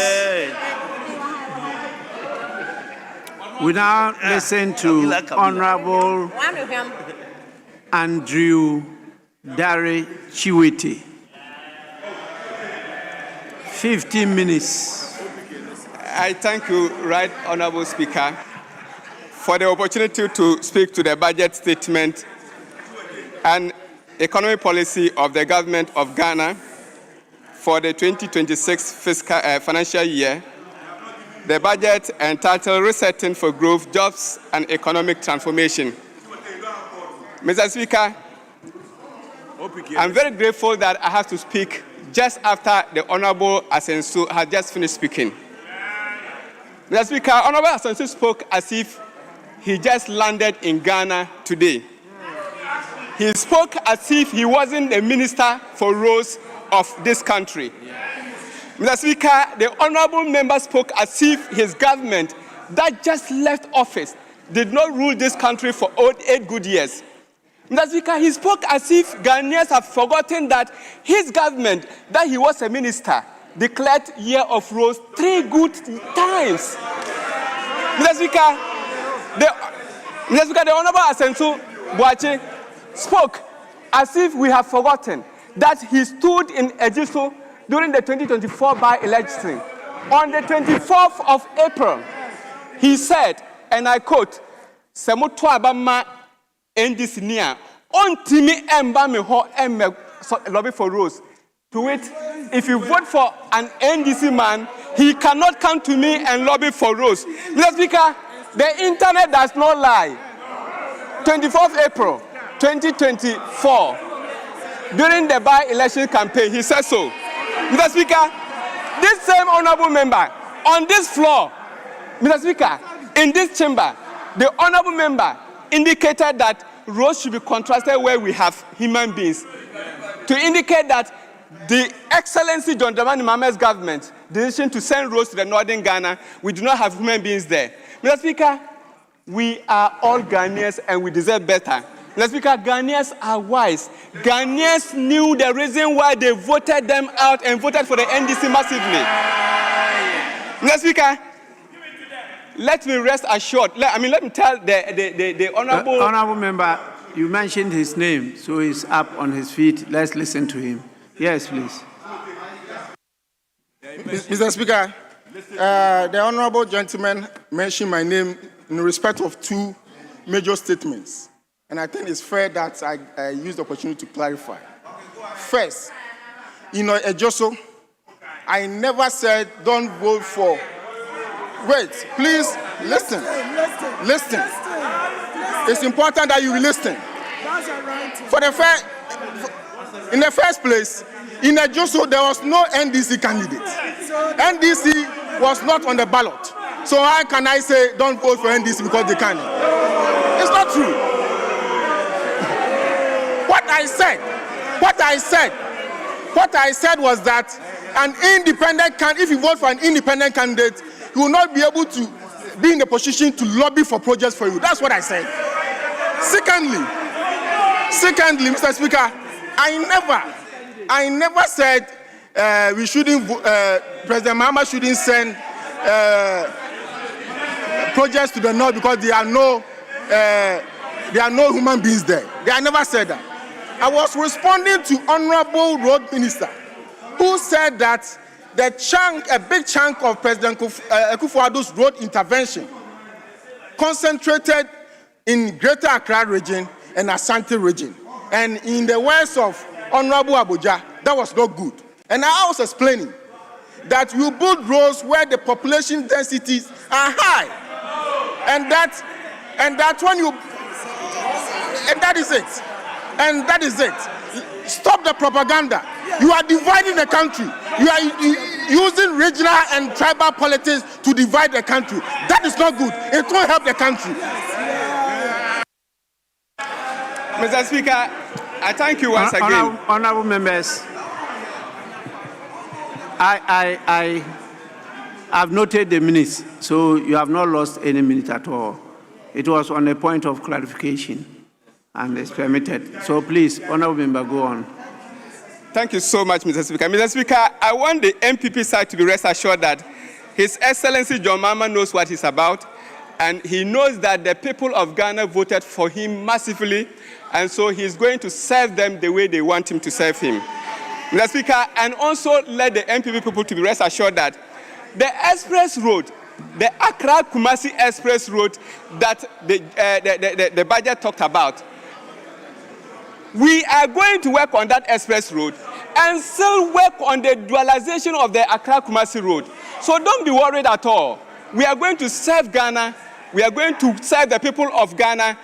We are not going to look at people in the north, people in the west, people in the south. We are developing the whole of Ghana.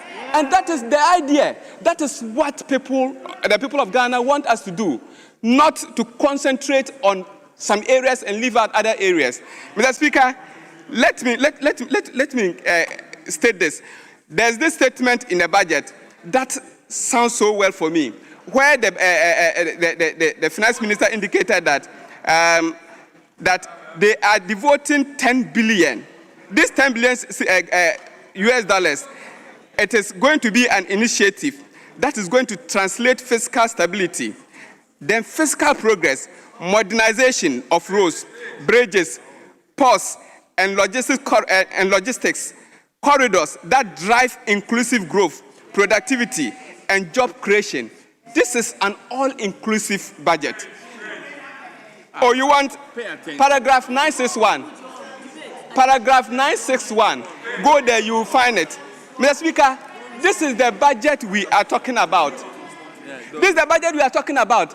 A budget that is bringing inclusivity. A budget that is going to connect us. A budget that is going to bring jobs. If you don't like such a budget, what kind of budget do you want again? Those storytelling budgets, the Bible quoting budgets, those ones are gone. Those ones didn't get Ghanaians the development that they wanted. The quoting of the Bibles did not bring the roads that we needed. The quoting of the Bibles did not bring the education, the development in the education sector that we wanted. And that is why this budget has come to solve all these problems. Mr. Speaker, another area of the budget that I love so much is about the Farmer Service Center. Gone are the days, the farmer service centers that this budget is talking about. In fact, under paragraph 958, Mr. Speaker, government is going to import a lot of equipment to support the farmers. 660 tractors will be imported. 3,000 tractors and trailers. Mr. Speaker, the list goes on. Gone are the days when we had a government that declared a project or a policy called Planting for Food and Jobs. We never saw the food, we never saw the jobs. Mr. Speaker, what they did was to go and sell some plantain and banana and then tomatoes at the agric ministries. This is not what Ghanaians want. What Ghanaians want is to fill the development in their constituencies, in their communities, in their villages. These are the things that Ghanaians want. Mr. Speaker, the member who spoke before me indicated that decentralization is not being felt. Mr. Speaker, under their government, when he was the minister, even feeder roads, the contracts were awarded in Accra. Feeder roads, patching of roads, contracts were awarded in Accra. we are going to see different things happening, because now we are going to see proper decentralization, because DCEs will have jobs to do. 80% of the fund will go to the legislative assemblies for the DCEs themselves to award contracts to contractors that are known to the assemblies, to contractors that will be ready to work for the achievement of the assemblies. Not those days when we had contracts, simple contracts, school blocks, KG blocks, we had road patches, we had boreholes, contracts awarded in the crowd, and DCEs were sitting in their chairs, in their offices without any jobs doing. That was not decentralization. The decentralization that we all fought for, that is what we are going to experience now under His Excellency John Dramani Mahama. Mr. Speaker, another area that I want to talk about is the basic education intervention. Mr. Speaker, paragraph 1047, 1048, and 1049 clearly indicates the way John Dramani Mahama's government is going to tackle education, especially at the basic level. Mr. Speaker, I'm a rural person. I come from a rural constituency, and so I know what I'm talking about. The basic level of education is being cut off completely. The concentration under President Akufo-Addo was on the secondary level. Meanwhile, we all know that before you get to secondary school, if you don't get the beginning well, then the secondary school, you get there and you are sort of hanging. And that is why, under their regime, they concentrated on only past papers to support the senior high students to write their exams, which was very terrible. Mr. Speaker, I served on the Government Assurance Committee. During the MPP regime, textbooks that the Minister of Education promised, BEC candidates, 3-4 years, they never saw a single textbook before they wrote their exams. That is what President Mahama said. We are going to tackle that. We will ensure that we build the foundation. We will ensure that people from the JSS, before they write their JSS, they are well trained, they get the textbooks, and they are well prepared before they sit the BECE. And so before they get to the secondary school, they are people who know what they are about. We are not going to experience what we saw in the past 9 years. Mr. Speaker, and so let the MPP people be rest assured that Ghanaians are going to keep them in opposition. I cannot tell the number of years they're going to stay in opposition, because all these things they are saying, they are people that we know. We have seen their works under President Akufo-Addo. We have seen their works when His Excellency Dr. Mahmoud Bawumia was the Vice President, when he championed the economic affairs of this country, when he used to come and sit in this chamber and nod his head throughout the presentation of the budget. And we saw, yes, he used to sit here, he would nod his head throughout. If it is 4 hours that Kenofrata would present the budget, he would sit and nod for 4 hours. We saw nothing. We benefited nothing from those budgets that were presented in white shirts and Bible quotations, and then the head nodding. So, Mr. Speaker, those days of stories are gone. Now we are in for proper work. We are in for proper development. We are in for the big push benefits, which President Mahama launched recently. We are all going to benefit from it. Leader Afenyo, I want to assure you that the road maintenance fund that you talked about, indicating that we don't have a board, it won't be long. The board will be set up and all constituencies will benefit from it. The formula will be brought to this House, Mr. Speaker. The formula will be brought to this House. Members of Parliament will have their bite. Members of Parliament will have their input in such a way that at the end of the day... Honourable Member, you mentioned the name of the Honourable Minority Leader. So he has a right of reply. Mr. Speaker, Honourable Chewete is my very good friend. Although all he's been saying, I disagree with him, but I've been admiring him.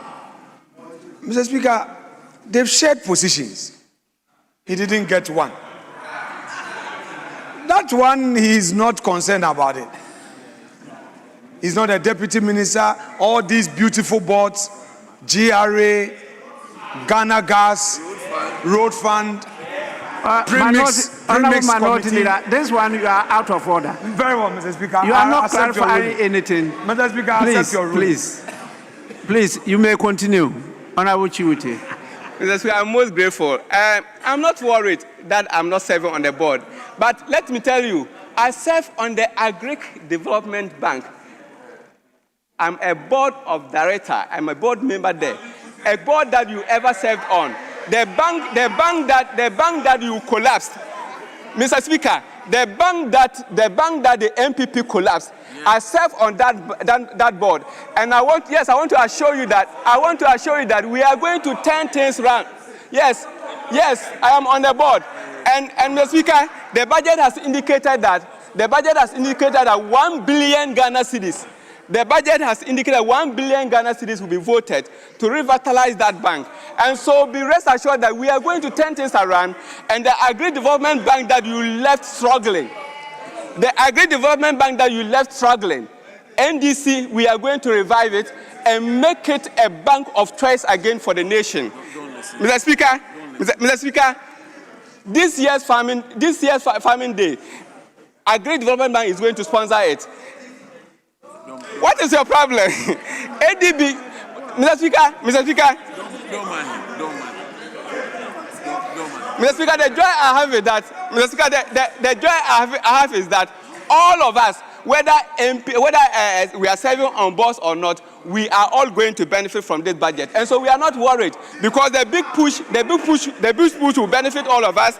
Mr. Speaker, the Akukon Kitinkiti will benefit all of us. Mr. Speaker, the retooling of the military and all those things will benefit all of us. Mr. Speaker, the investment the president is going to make in the basic school will benefit all of us. So whether you are a member of, you are serving on the government as a minister, whether you are even an MP in opposition, you are going to benefit. And so we all know what you are about.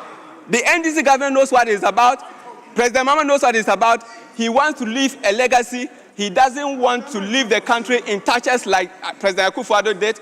President Mama wants to build the nation before he leaves, and that is why we have this budget that is going to direct the development of this country. And so, Mr. Speaker, we are all grateful, and we are grateful to the Finance Minister for the wonderful changes he has brought, and even his style of presentation. Everything that he did on that day tells the people of Ghana that we are on course. Market women are happy, students are happy, because most of them now do not have to get ready with school fees before they go to school. People living with disability are happy because they also have a share here. Mr. Speaker, women are happy because they have a share in this budget. Mr. Speaker, nurses and teachers are happy because they have a share in this budget. Mr. Speaker, let me tell you, gone are the days when nurses were struggling so many years, they didn't have the chance to be posted. Mr. Speaker, this budget is a budget of hope. It's a budget of resetting the country. It's a budget of redeveloping the country. It's a budget that is going to bring peace. And Mr. Speaker, I thank you for this opportunity. I will continue to appreciate my president for what he's doing, and I'll continue to appreciate all the members on this side, because we are all supporting the reset agenda of the country. That's why I'm grateful for the time.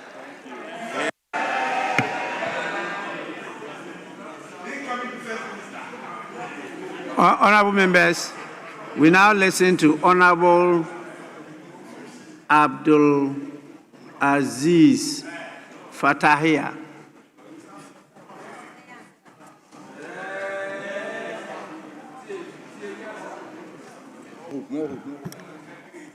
Thank you, Mr. Speaker. You guys should stop watching her like that. For the opportunity.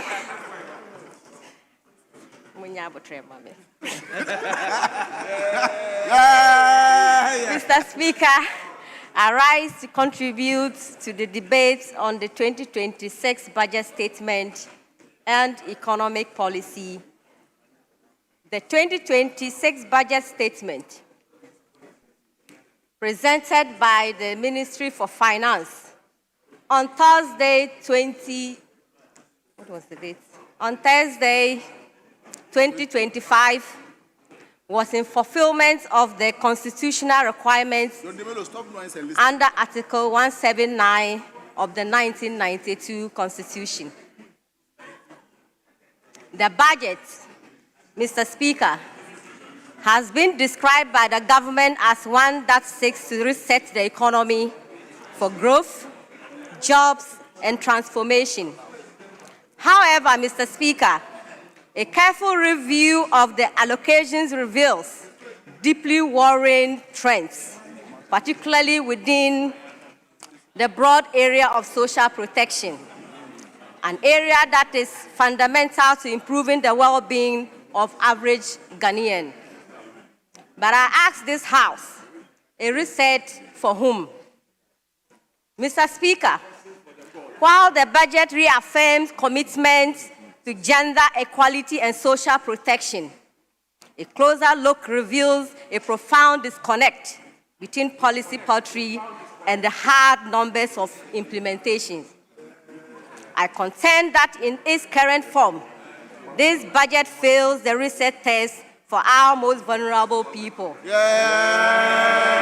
particularly women, children, and persons with disability.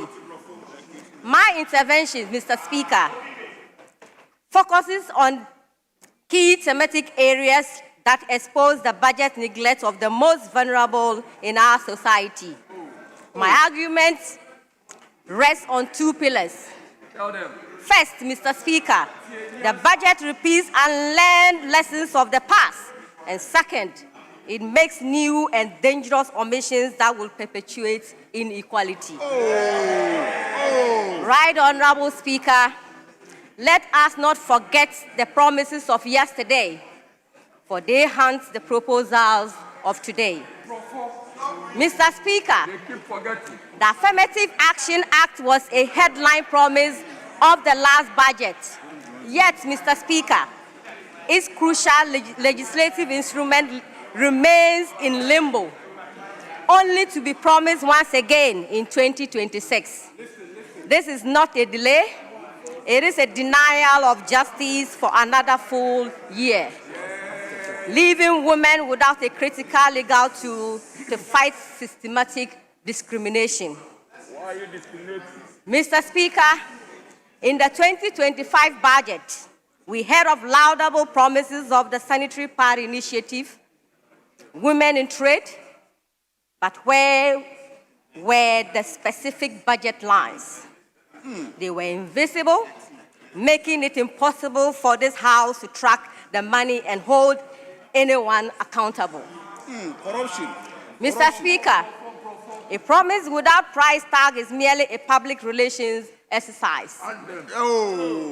Right, Honorable Speaker, the previous reporting celebrated output like we distributed parts, we sensitized people, but what about outcomes? Did absenteeism among girls actually decrease? Did poverty rate decline due to the promise of LEAP? We are giving activity reports, not impact statements.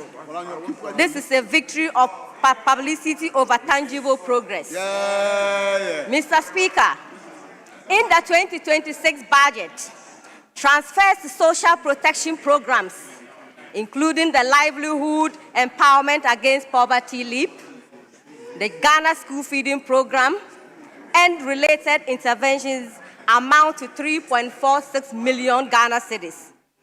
This allocation is equivalent to 0.22% of the GDP, far below international norms for low and middle income countries. Right, Honorable Speaker, the African Union Agenda 2063 calls on member states to increase social protection spending to 5% of GDP by 2063. Ghana's allocation falls progressively short of this ambition and raises concerns about our commitment to reducing poverty and inequality. Furthermore, Mr. Speaker, the Ministry of Gender, Children and Social Protection, which carries a broad and expanding mandate, represents grossly under-resourced.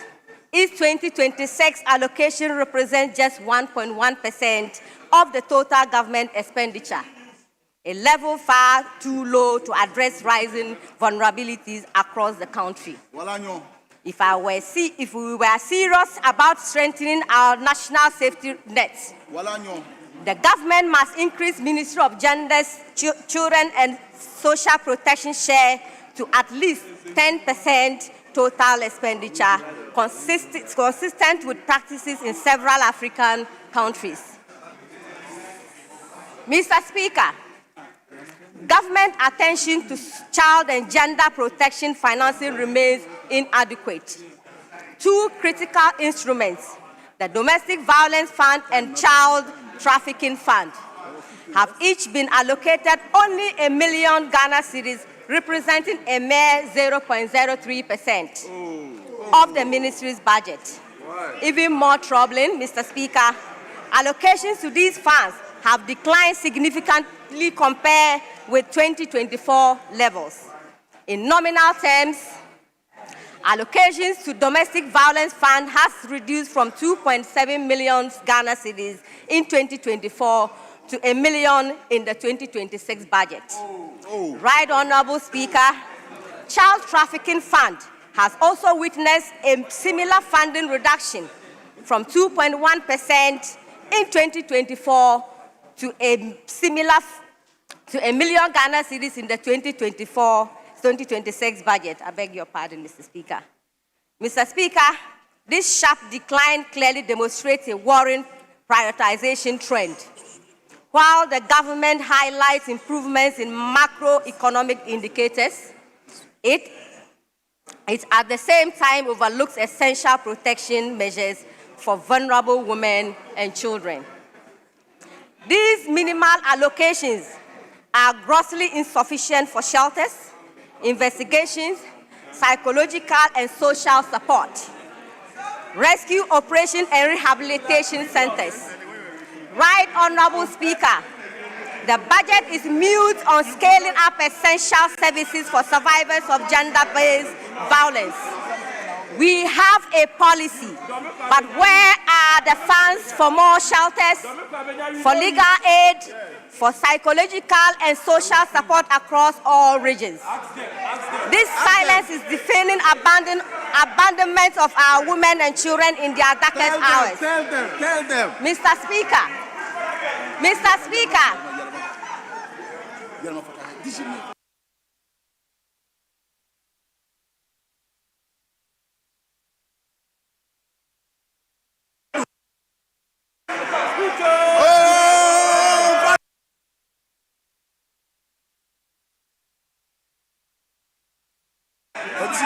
Thank you, Mr. Speaker. Thank you, Right Honorable Speaker. Listen. Mr. Speaker, the 2026 budget has allocated 11.67 million Ghana cedis to the Ministry of Gender, Children and Social Protection. Please, you may go on. Thank you, Mr. Speaker. Mr. Speaker, I'll take the paragraph again. Mr. Speaker,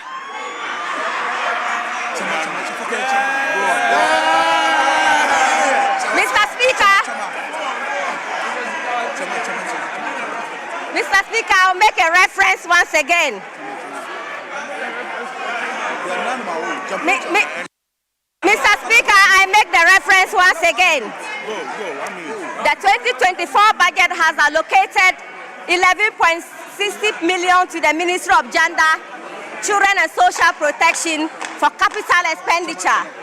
This represents 0.36% of the allocation to the Ministry of total budget. Mr. Speaker, it is important to note that a low capital expenditure allocation will mean low investment in welfare centers.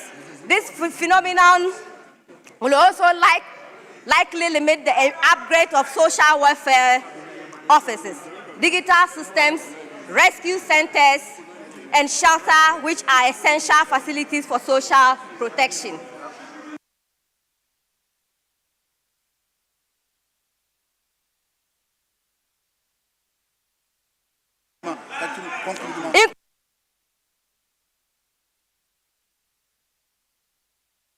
Mr. Speaker,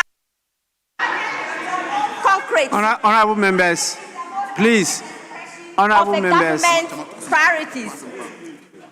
please allow her to conclude. Allow her to conclude. Thank you. Mr. Speaker, a budget is the most concrete expression of a government's priority. Yes.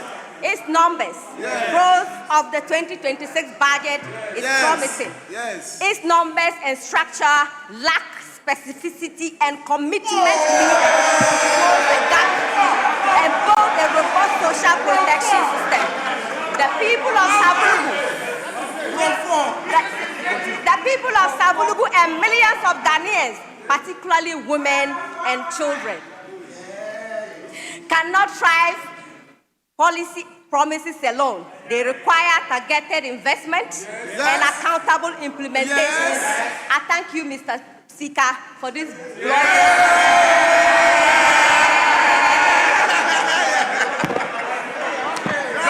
Honorable members.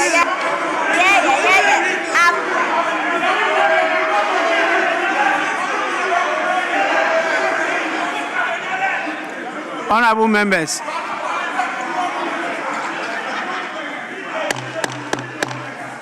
Honorable members, she was allocated 15 minutes. The paper I have here gave her 15 minutes, and she did not go beyond 15 minutes.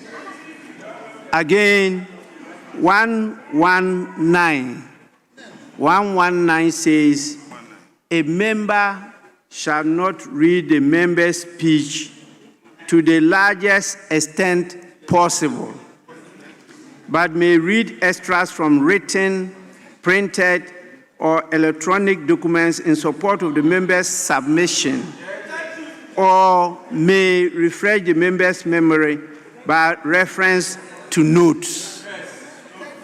By reference to notes. So you are allowed to read your speeches to the largest extent possible.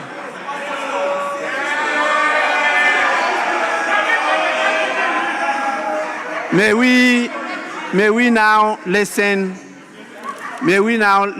to the next person to comment on the budget statement in the person of Honorable John Dumelo.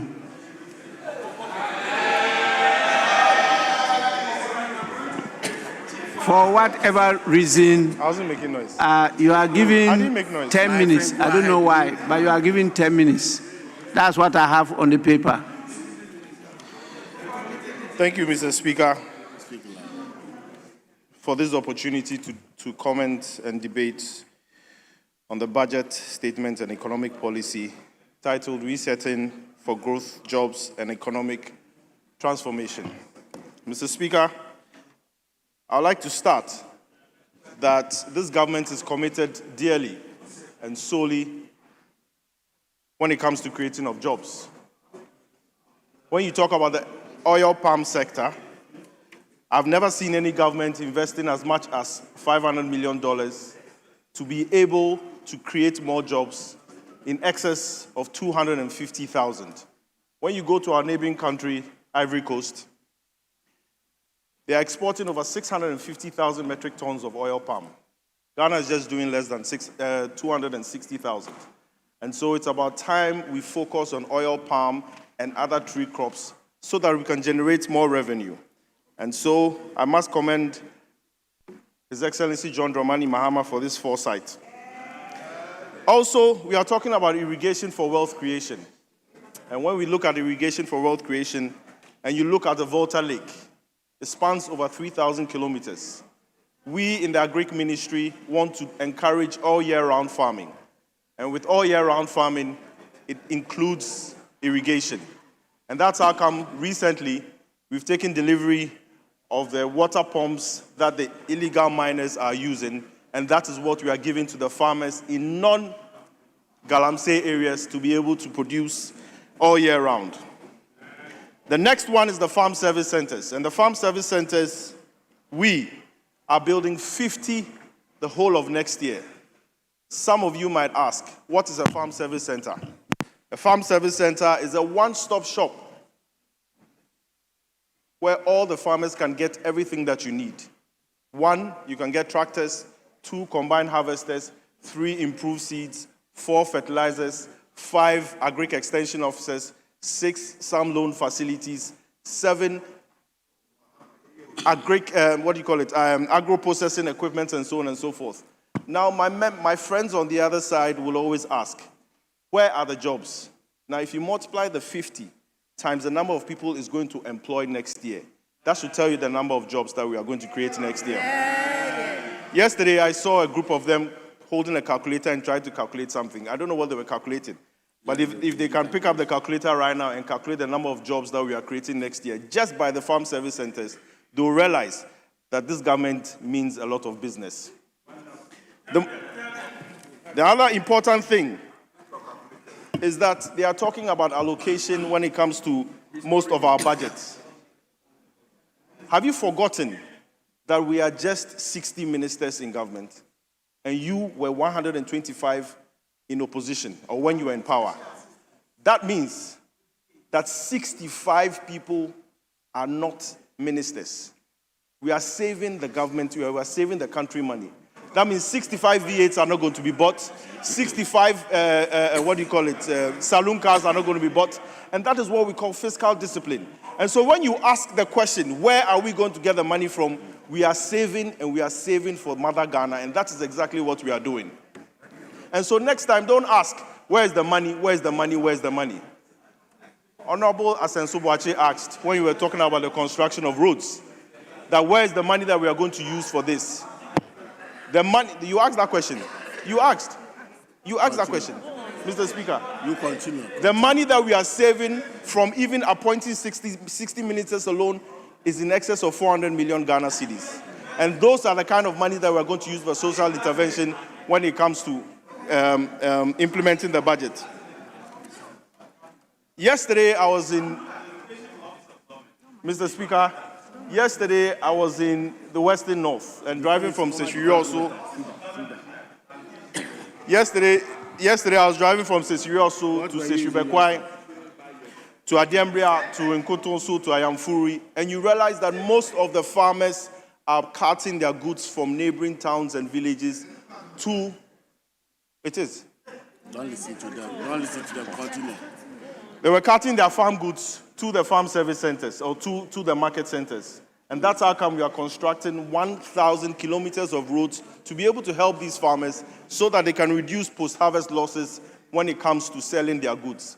Ghana loses over 30 to 40% of whatever it is they produce to post-harvest losses, and this government is committed to be able to solve that problem, something which you didn't do.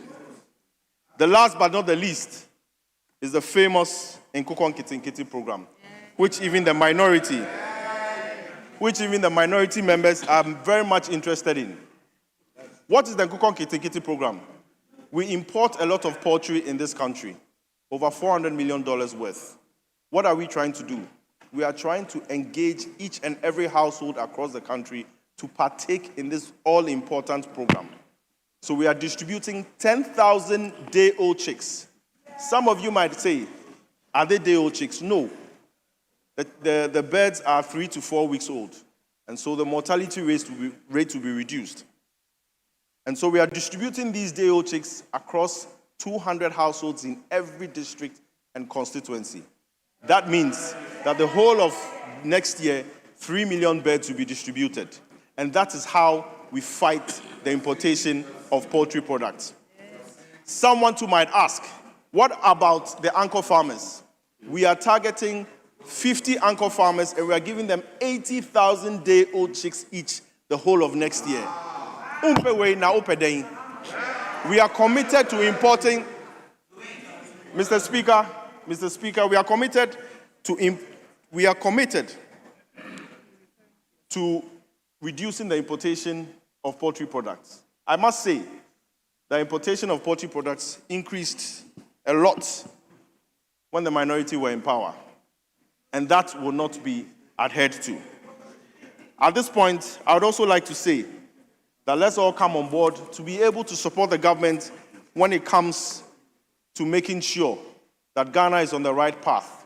Let us sow the seeds of hope so that we can harvest a prosperous Ghana and a prosperous future. Mind you, the job creation is there. When the farm service centers are fully operational, we require people to operate the tractors, we require people to operate the combined harvesters, we require people to be agric extension officers, we require people to give out the loans, we require people to make sure that the farm service centers are fully operational.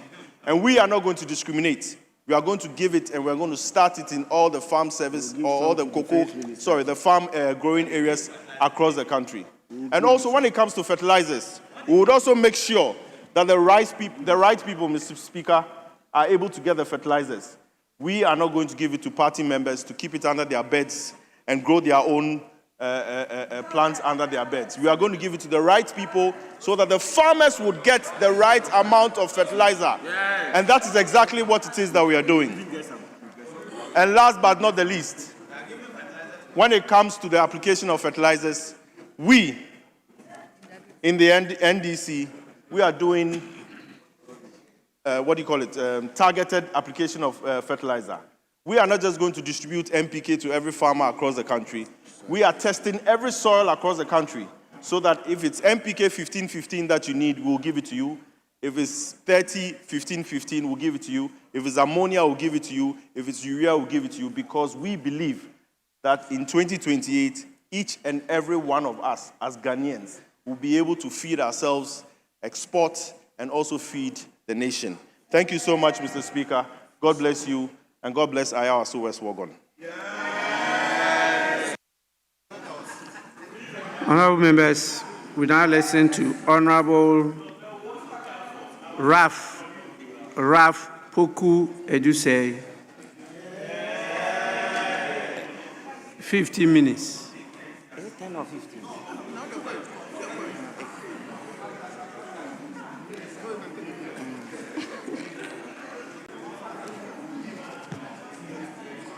Thank you, Mr. Speaker, for this wonderful opportunity you have offered me, Mr. Speaker, to comment on the 2026 financial year budget statement and economic policy. Mr. Speaker, the more I sit and listen to the commentary from my friends on the other side, Mr. Speaker, the more worried I become. Mr. Speaker, I am very worried simply because, Mr. Speaker, the more you listen to the explanation they are offering us as Ghanaians, Mr. Speaker, the more I become worried for this country's future. Mr. Speaker, this is 2026 budget.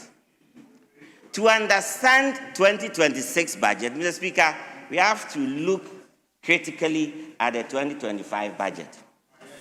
Mr. Speaker, when you look at the 2025 budget and you equate the promises made in the 2025 budget to 100%, Mr. Speaker, the reality is that not more than 30% of the promises in the 2025 budget were achieved. And Mr. Speaker, that is the reality.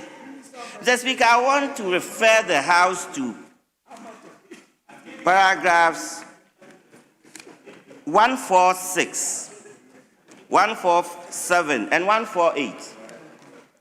Mr. Speaker, the relevance of these paragraphs that I have mentioned is that it sums up, according to the Minister of Finance, the achievements of the government at the end of 2025.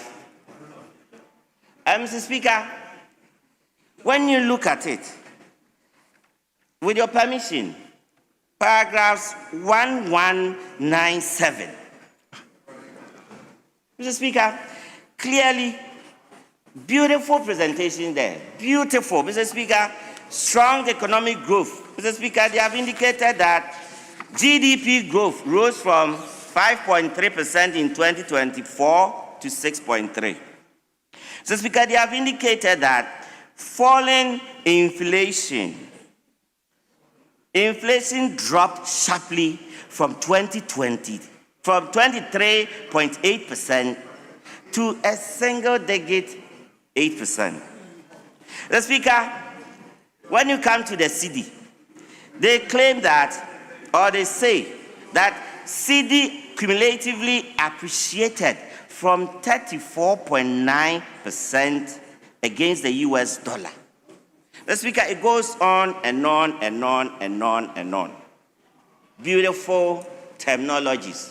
But Mr. Speaker, the question I want to ask the government is a very simple question. So when you go to my constituency, Bekwai, today, and when you go to the streets of Accra today, where is the evidence of these achievements in the pockets of the ordinary Ghanaian? Mr. Speaker, it is a very simple analogy. You will tell us that you have achieved all these things. Mr. Speaker, deep fiscal reforms, independent fiscal oversight, lower borrowing costs, debt reduction. Mr. Speaker, the question I want to ask them, which of these economic jargons, which of these financial jargons puts food on the table of the ordinary Ghanaians? Mr. Speaker, which of these? Because, Mr. Speaker, I do not expect that they want Ghanaians to believe that restored investor confidence, where you say that all three credit rating agencies, Fitch, Moody's, and S&P, upgraded Ghana's credit ratings, at the end of the day, is going to put roof over the heads of ordinary Ghanaians. Mr. Speaker, that is not the reality. So, Mr. Speaker, what we have seen for a whole year is that a finance minister coming to this house and telling us his personal achievement as a finance minister, that in my time, I achieved all these things, which is on paper. But the reality, Mr. Speaker, is different. Because, Mr. Speaker, today, begging on the street is becoming a profession. Simply because, Mr. Speaker, there are no jobs. Mr. Speaker, when you pick this budget, what Ghanaians were expecting to see as number one is that in this NDC government, for the first year, we created one job. Mr. Speaker, just one job. And I would dare my colleagues on the other side to look into this budget statement and tell us that at the end of 2025, the NDC government created a single job in this country. Mr. Speaker, the answer is 0 jobs. Mr. Speaker, I don't know whether they have colleagues who are doctors in this country. And Mr. Speaker, I will urge them that if they want to appreciate the realities in Ghana today, they should ask their friends who are doctors that today in Ghana here, Mr. Speaker, what is the major killer or what is the major cause of death in Ghana, Mr. Speaker? It is financial stress. Mr. Speaker, anywhere you pass in this country, everybody is financially stressed. Mr. Speaker, you come to Bekwa constituency, they are financially stressed. You go to Odotovri constituency, they are financially stressed. Mr. Speaker, you go to Nsawama Duajiri, they are financially stressed. You go to Ejab constituency, they are financially stressed. And Mr. Speaker, that is the reality of the situation. Mr. Speaker, when you have a government who comes to this house, and Mr. Speaker, you seek approval that you are going to spend 1.5% of GDP on capital spending, and at the end of the year, Mr. Speaker, you come back and you spend 1/3 of your projected expenditure. Then, Mr. Speaker, what are you trying to tell us? That, Mr. Speaker, you will come here and tell us that you are going to get money or you are going to spend money, we will approve of you to go and spend it, and in the end, you will use it so that you will cut it in order for you to achieve one thing and one thing only, the name.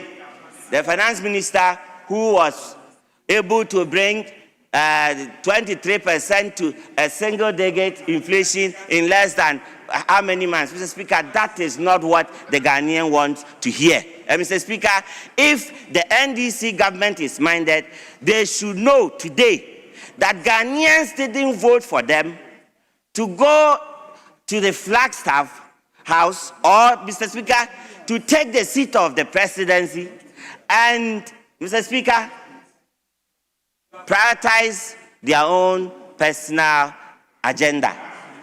Mr. Speaker, that is not why Ghanaians voted for them. Because, Mr. Speaker, Ghanaians voted for this NDC government so that they can give jobs, they can provide jobs for the good people of Ghana. Simply put. Mr. Speaker, but if you come to this position as the government of the day, and in the whole year, you cannot brag of one single job, then, Mr. Speaker, this country is in crisis. Mr. Speaker, this country is in crisis. Because, Mr. Speaker, without jobs, how do you expect people to pay their children's school fees? Mr. Speaker, without jobs, how do you expect people to afford 3-course meal? Mr. Speaker, without jobs, how do you expect farmers to buy fertilizers? Mr. Speaker, without jobs, how do you expect family men to provide shelter over the head of their household? So, Mr. Speaker, let me be very clear. You cannot come to this house and tell us that you have achieved all these things and tell us that it is enough. It is not enough. And, Mr. Speaker, this takes us to the 2026 budget that we have. That, Mr. Speaker, if today you have come here and you are promising us 800 jobs, and, Mr. Speaker, that is contained at page 154, page 145. Mr. Speaker, at page 145, with the permission of yours, Mr. Speaker, let me read paragraph 1182. Mr. Speaker, 1182 says, Mr. Speaker, the 2026 budget statement and economic, Mr. Speaker, it's supposed to be economic policy, but it's missing. Economic policy of government is specifically designed to create up to 800,000 jobs. Mr. Speaker, 800,000 jobs. In 1 year, you provided zero jobs. Then you want to say that in the following year, you are going to create 800,000 jobs. Mr. Speaker, why? This is unrealistic target. Because, Mr. Speaker, to give us some confidence, Mr. Speaker, you should have even created 5 jobs, five jobs, so that we will know that you are capable of creating jobs, and therefore, if you come here and you tell us that you are going to create 800,000 jobs, we'll have some faith in you.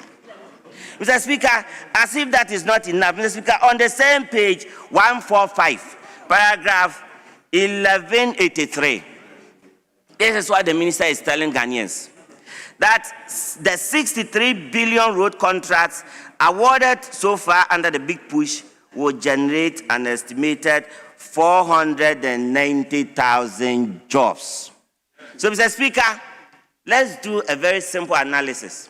If you have 63 billion and you can use that to create 490,000 jobs, then it's fair to conclude that you need about 100 billion in order to create 800,000 jobs.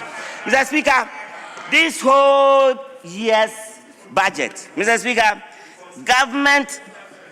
the government projected revenue, Mr. Speaker, is 268.1 billion for the year 2026. And, Mr. Speaker, 100 billion or over 100 billion, it constitutes over 40% of this money. Mr. Speaker, when you look at what the government is proposing to spend, there are some constants that, Mr. Speaker, you can't take them out. Mr. Speaker, we are looking to spend 5.7% of GDP on wages. The government is proposing to spend 3.6% of GDP on interest payments. The government is proposing to spend about 4% of GDP on statutory transfers. Mr. Speaker, the question is that if you take all this money out from the projected revenue, Mr. Speaker, how much will you be left with? Mr. Speaker, you won't even have 300 million left. And Mr. Speaker, yet you say that you are in a position to create 800,000 jobs, Mr. Speaker, and that is untrue. Mr. Speaker, it is impossible. Mr. Speaker, it is just impossible. It's unthinkable. So, Mr. Speaker, I will plead with my colleagues on the other side, especially the Honorable Finance Minister, to come clean about the promises or promises it can keep. Because, Mr. Speaker, you can't say that without money, you will create 800,000 jobs. Mr. Speaker, it makes everything in this budget artificial. Mr. Speaker, let me try and conclude. Because, Mr. Speaker, the more I go into this budget, the more confused I become. Well, Mr. Speaker, I can't understand the basis for this budget in the first place. So, Mr. Speaker, in conclusion, what I want to tell the NDC government is that the priorities of the government today is at variance with the priorities of Ghanaians. Yeah. And they should reconsider their priorities. Because, Mr. Speaker, Ghanaians voted for them to go and do their bidding and not their personal bidding. So, Mr. Speaker, in wrapping up, I want to tell the NDC government that Ghanaians, all that we want is jobs, jobs, jobs, and we can take care of ourselves. I thank you, Mr. Speaker, for the opportunity.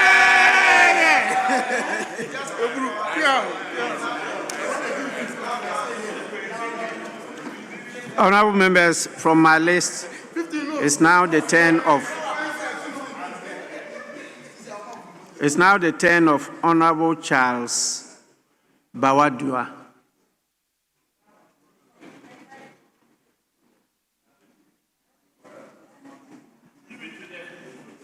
Thank you very much, Mr. Speaker, for giving me the opportunity. You have 10 minutes. 10 minutes. 10 minutes. Thank you very much, Mr. Speaker, for giving me the opportunity to contribute to the debate on the 2026 budget statement that was ably delivered by the Finance Minister, acting under the instructions of His Excellency John Dramani Mahama, the President of Ghana, in accordance with Article 179 of the Constitution of Ghana. Mr. Speaker, in this budget contains several initiatives, several policies that are intended to better the lives of Ghanaians. But, Mr. Speaker, for me, the initiatives that are more important and excite and give hope to the numerous youth of the Ghanaian people is the areas that will create jobs for the Ghanaian youth. So, Mr. Speaker, you will see that in the budget, that unlike the MPP under President Nana Akufo-Addo, who promised and failed Ghanaians, President John Dramani Mahama has made provisions for the delivery of jobs in this budget for the teeming Ghanaians. No doubt. Mr. Speaker, if you look at the budget statement, you will see that about 800,000 jobs will be created by the tenure of this budget. Ralph is confused. Mr. Speaker, big push alone is expected to create 490,000 jobs. Ooh. Mr. Speaker, quality jobs for the Ghanaian youth. Then, Mr. Speaker, the establishment of 3 new garment factories will create 27,000 jobs for the Ghanaian people. Mr. Speaker, 7 new agro-processing plants will also create 700 jobs. Mr. Speaker, all this you can see in this budget. Mr. Speaker, then there is a national policy on integrated oil palm development that will bring about 250,000 jobs in that value chain, Mr. Speaker. So it is clear that there are initiatives that will produce jobs for the Ghanaian youth. And Mr. Speaker, the areas that excite me most, the Farmer Services Center. The Farmer Services Center does not only have the potential to turn many Ghanaian youth into valuable farmers, but it will also provide jobs in terms of the operation of machinery, logistics, support, and many more.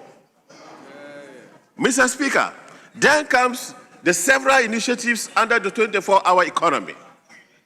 So all in all, you can see that this is a budget that will produce the jobs that the people want. Mr. Speaker, let me say that very recently, organized labor, together with the government, negotiated and agreed a 9% salary increase on base pay and then the minimum wage.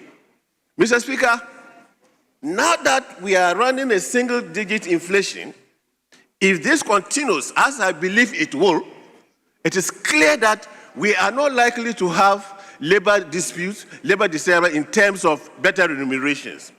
The effect is that there will be a harmonious industrial relations atmosphere. The economy will be calm and people will go about their daily work. Mr. Speaker, so you see that the NDC is not engaged in sloganeering, unlike my colleagues. Mr. Speaker, they came with so many slogans. One of their most popular was "One Village, One Dam."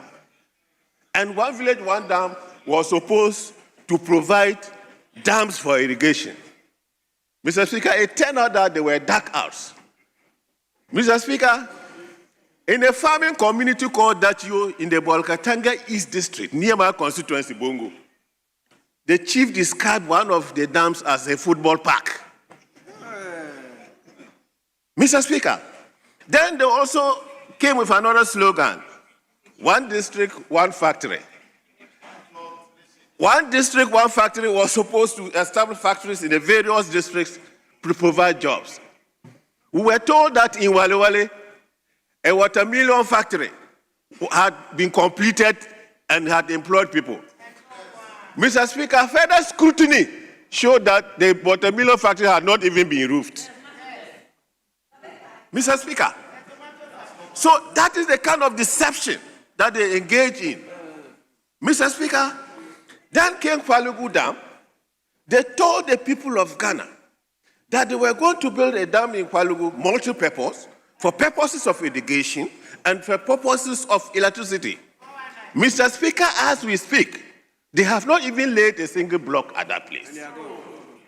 Right, Honorable Speaker, then they came with Agenda 111 to provide hospitals for 111 districts. At the time they exited office, by results that have never been heard of in the election history of this country, they had not completed a single one, Mr. Speaker. So, Right Honorable Speaker, it is very clear that the government of the NDC, under His Excellency John Dramani Mahama, is committed to keeping his promises, and hence the budget that has been produced. So I will urge all Ghanaians that let us thank his president and work hard to achieve the objectives of this budget. Right Honorable Speaker, you see, the way the Ghanaian people suffered under the MPP, the suffering, the chaos, the corruption, and all that suffering would have even killed all of us before our day, Mr. Speaker. So I'm sure, Mr. Speaker, that the way they are used to slogans, their last slogan was going to be one mortuary, one human being. Right, Honorable Speaker, So I will thank His Excellency the President for presenting this budget. I will pray that we work hard to achieve its objectives. Thank you very much, Mr. Speaker, for the opportunity.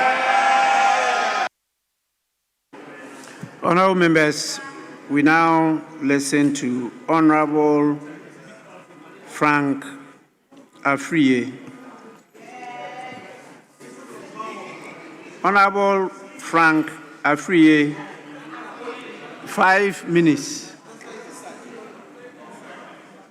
He is not around. Oh, Speaker, I'm here, but I'm on this side. Oh, it's your, sorry.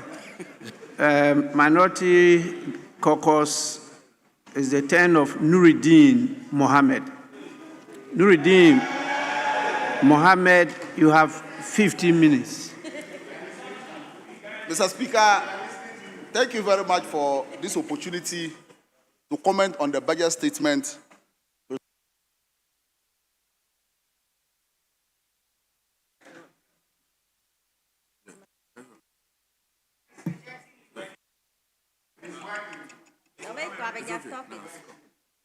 Who is trying to stop me not to speak? Roxy. I suspect Roxy. Coming. Okay, Mr. Speaker, I will take it again. Thank you very much for this opportunity to comment on the budget statement presented to this House by the Finance Minister.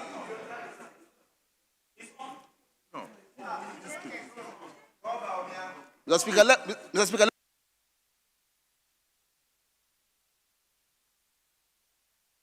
Honorable member, the thing is timed.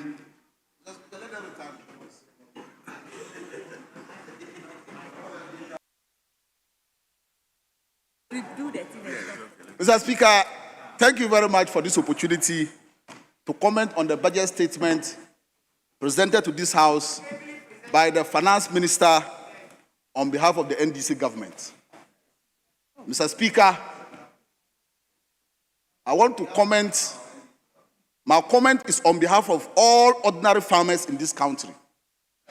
Mr. Speaker, in the 2024 elections, these people at this side, the NDC, they promised the Ghanaian farmers, especially those in the Nalero Gambao constituency.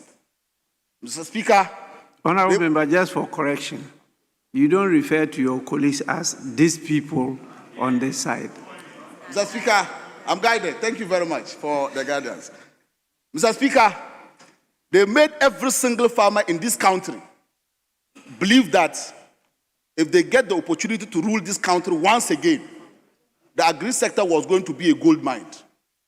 But Mr. Speaker, today, farmers across the country are suffering. Farmers in Bimbala are suffering. Farmers in Domi-Kwabinya, they are suffering. Farmers in Boku Central, they are suffering. Farmers in Pusiga, they are suffering, Mr. Speaker.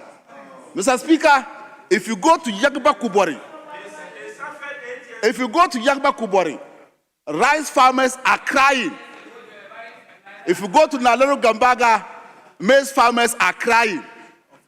If you go to Tamale South, Tamale North, soya beans farmers are crying, Mr. Speaker. Yes. Mr. Speaker, all because the NDC is doing reset agenda.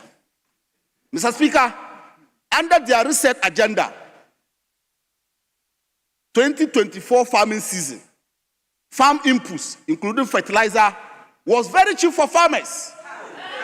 Mr. Speaker, today, Mr. Speaker, these farmers are suffering because today, a bag of fertilizer that was sold in 2024 for 450 Ghana cedis, Mr. Speaker, is now sold 550 Ghana cedis per 50 kilos. And the chairman of the Agri Committee is here. The Deputy Minister for Agri is here. The Majority Leader is here. Mr. Speaker, 2024, I say you are here, you are here. Mr. Speaker, 2024, a bag of maize was sold at 600 Ghana cedis. Mr. Speaker, farmers were able to sell a bag of maize pay school fees, pay hospital bills, and can sell a bag of maize and buy 5 bags of cement. Mr. Speaker, 6, not 5. But today, if you sell a bag of maize, Mr. Speaker, you can only buy 2 bags of cement. Under these people, their research agenda. Mr. Speaker, I'm guided again. Under my friends, they can buy even 2 bags of cement. Mr. Speaker, in the 2024 farming season, a bag of soya beans, if you sell a bag of soya beans, you can buy at least 2 packets of zinc. Mr. Speaker, I hope you know the enough. When you buy 2 packets, you can get about 3 bedrooms as a farmer. But Mr. Speaker, today, farmers are chasing buyers to even come and buy a bag of soya beans for 300. They are not getting. Mr. Speaker, all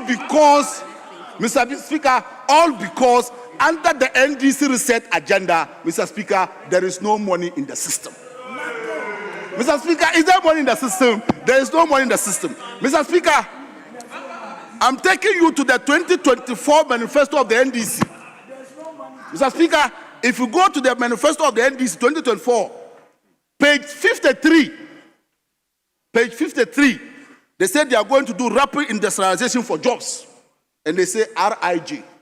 Mr. Speaker, under that, they mention, Mr. Speaker, I read, we will set up an agro-industrialization zones in every region.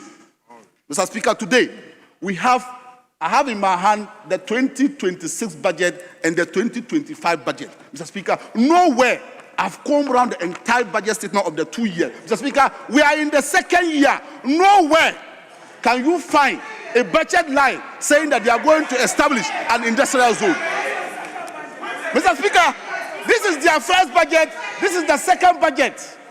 Mr. Speaker, you can't find anywhere. Mr. Speaker, you are from the upper West region. Mr. Speaker, have you seen any industrial park being constructed in the upper West region? No. Majority leader, you are from the upper East region. Have you seen any industry constructing for industrial zone in the upper West region? No. Roxy, Volta region. Have you seen one in Volta region? No. Mr. Speaker, Bye-bye, Pusiga, have you seen one? Have you seen one in Pusiga? Mr. Speaker, number 2, they said in their manifesto, we will establish a mini processing plants for cashew, tomato, fruits, and other commodities. Mr. Speaker, you can't deceive Ghanaian farmers like this under the pretense of reset agenda. Mr. Speaker, you can't do this to our farmers, who are the backbone of our economy. Mr. Speaker, I'm very sad today because I'm a farmer myself. Almost 100% of my population in the Gamba constituency, they are farmers. Mr. Speaker, they are going through hell. Mr. Speaker, number 4, I read, we will establish a cocoa processing factories in all cocoa growing areas. Mr. Speaker, our cocoa farmers, the ordinary cocoa farmer, Mr. Speaker, is too terrible. Mr. Speaker, 2025, 2026, there is nowhere mention of these things that they said in their manifesto. Mr. Speaker, when you go to number 5, they mention, Mr. Speaker, and that one is very laughable. Mr. Speaker, they mention that we will establish factories to produce local beers in the Upper East and Upper West region. Mr. Speaker, people queue and vote for you. You will say you establish a factory to produce beer. Majority leader, as the leader of government business, the only factory that this government will sell to the Upper East region is to sell a factory to produce local beer. And upon all that, 2 budgets, one here, nothing can be found about those things. Mr. Speaker, I'm reminding the majority leader and my friends in the NDC and John Dramani Mahama, His Excellency, the people of Upper East and Upper West region are waiting for their beer factory. Mr. Speaker, again, they mentioned in their manifesto 2024 that they were going to revamp certain factories in this country. And because of that, that is why their majority today, with huge numbers, Mr. Speaker, They deceive the ordinary farmer to believe that giving the nod to them, their life was going to be better. Not knowing that it's from paradise to hell. Mr. Speaker, they said they were going to revamp the Zwarungu meat factory.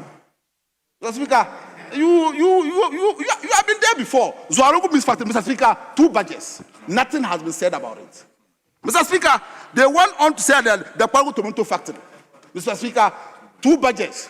Still, we import tomatoes from Burkina Faso. Why is it that it's only Upper East region that they are doing this to? Mr. Speaker, I'm asking. Mr. Speaker, they even brought that deception to the Northeast region, that they are going to revamp the Wulugu livestock station. Mr. Speaker, we beg them. If they don't do for us, they shouldn't deceive us. Yes. Mr. Speaker, I'm taking you to the 2025 budget to expose some of the deception.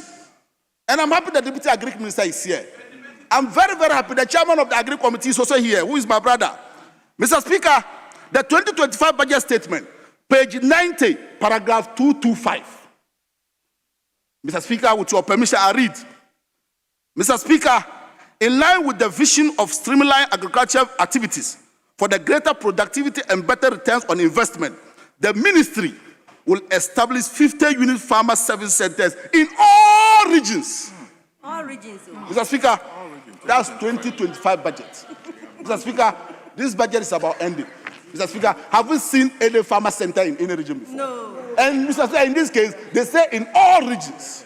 50 in every region. Mr. Speaker, 50 times 16, that is 800 farmer service in 2025. Mr. Speaker, this is the deception that this government, under their pretense of reset agenda, is putting farmers through. Mr. Speaker, the farmers of this country must rise up and realize that the MPs that they brought, representing them, are not doing their bit. Mr. Speaker, if you go to the same page, page 90, paragraph 523, Mr. Speaker, I read. This is what the finance minister said.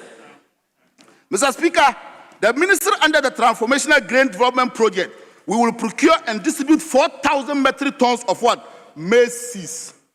Mr. Speaker, maize. He went further to say that they will procure and distribute 10,000 metric tons of rice. Mr. Speaker, he didn't stop there. He went further to say that they will do 2,000 tons of soya beans. Mr. Speaker, the minister didn't stop there. He went further to say that they will do 200 metric tons of sorghum seeds. Mr. Speaker, I have in my hand the 2026 budget. This is what they said they were going to do in 2026 for the ordinary farmer. 2025 for the soya beans farmer, for the rice farmer, for the sorghum farmer. Mr. Speaker, these farmers were so excited because that was the NDC first budget. They were having high hopes and high expectations, but unfortunately today, they are suffering. Mr. Speaker, I will recommend to them, they should do everything possible. They should do everything possible. Organize a press conference, and this press conference will be led by His Excellency Dr. Dramani Mahama to apologize to the farmers in this country for deceiving them and also revise the budget. Yes. Mr. Speaker, if you go to the 2026 budget statement, page 464, paragraph 431, this is what Atufosu said, the finance minister. Mr. Speaker, Atufosu own words, what they promised in 2025. Mr. Speaker, I will read for you to make a judgment whether they are able to deliver or not, or whether they are able to deliver even half to the ordinary farmer. Mr. Speaker, I read, Mr. Speaker, aligned to the 24-hour economy, we will launch the Feed Ghana program in April 2025 to scale up crop, tree crop, livestock, poultry, and infrastructure. Mr. Speaker, so far, what they said in 2025 budget that they will do 4,000, Mr. Speaker, they did abysmal 2,000 tons of maize.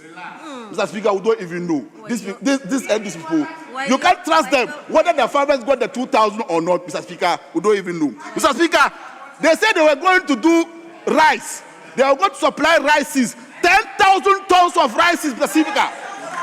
10,000 tons, Mr. Speaker. The 10,000 tons, Mr. Speaker, so appalling and so disgraceful, Mr. Speaker. 10,000, you did only 1,000 tons of rices to farmers. Mr. Speaker, 1% out of the 10,000. It's your budget. It's your budget.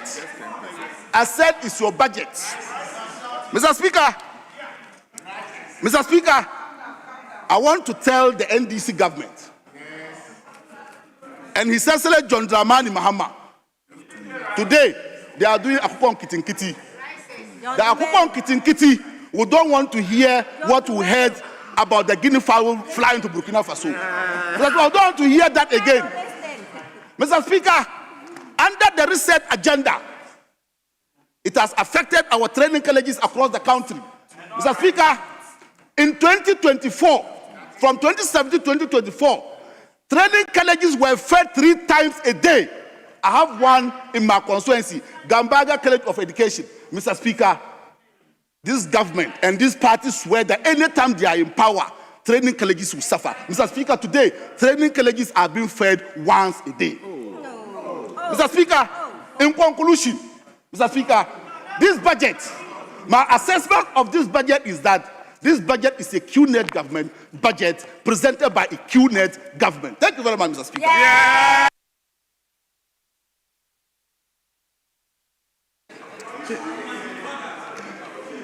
Honorable members, we now come back to the majority caucus and we listen to Honorable Frank Afriye. I don't know why your minutes here is 5 minutes. That's what is written. So it's supposed to be 10, respectfully.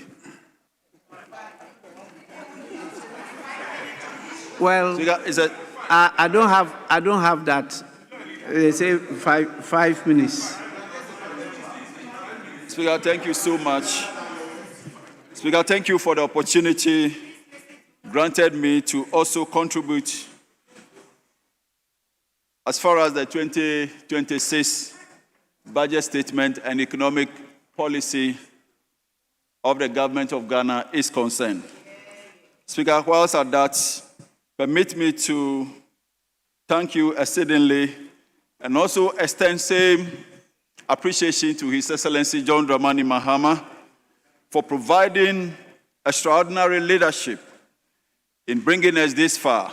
Speaker, the fruit of the sound economic management we are seeing and experiencing is not occurring just in vacuum. That is the difference between the MPP and the NDC. It is as a result of leadership. Speaker, there is a new sheriff in town who says that we must manage the little we have in order to make the most impact.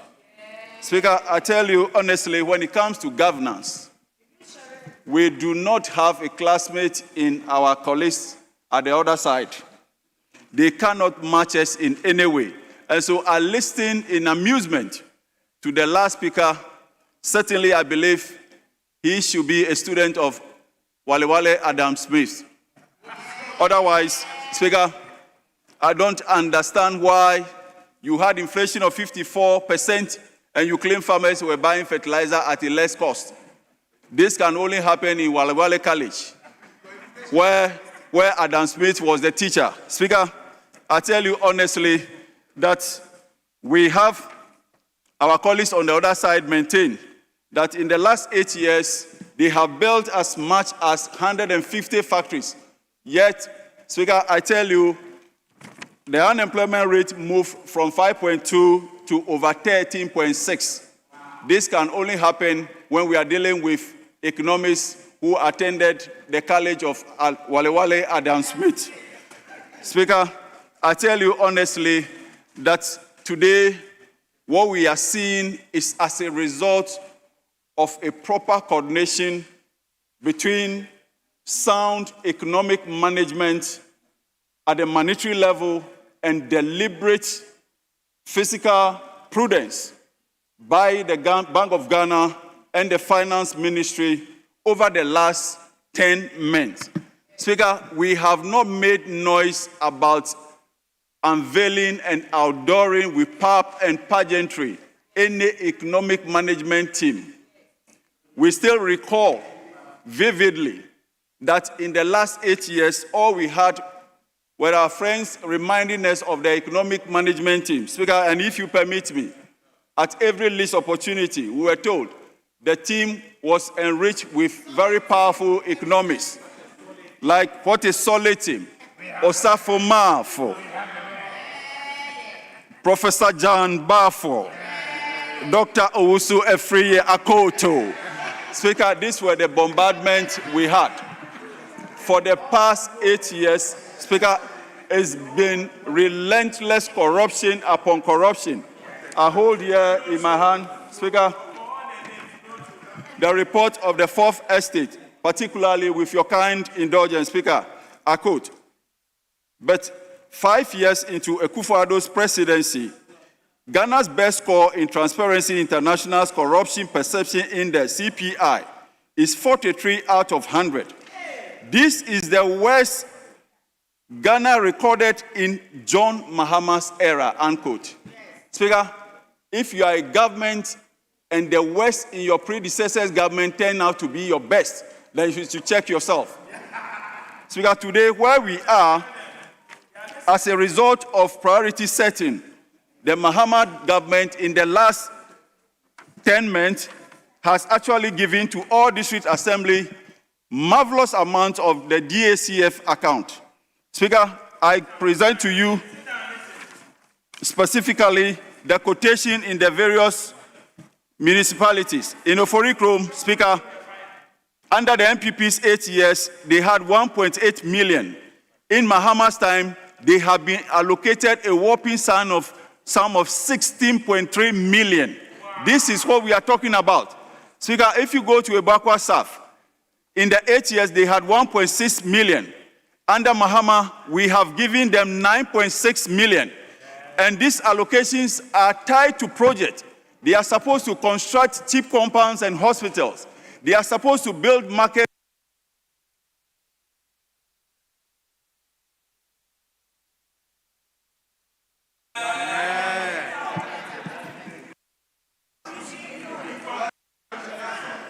Honorable member, you may conclude. Speaker, thank you so much for this leave. And so in Prestia, Huni Valley, in the 8 years, they had only 300,000. Under the 10 months of John Mahama's administration, they have been allocated as much as 8.8 million. Speaker, this is what we are talking about. Sending development to the base. In order that we decongest Accra, we want to revitalize the economy at the base.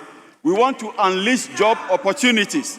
We want to ensure that more of our youth do not engage in rural-urban migration. Honorable member, I'll take note of your few minutes left. Yes. Mr. Speaker, the convention in Parliament is, if you keep quoting from documents, then we can ask you for source. He first quoted from some Fourth Estate. We don't know whether it is true or not true, and indicting people in it. He comes and he's quoting,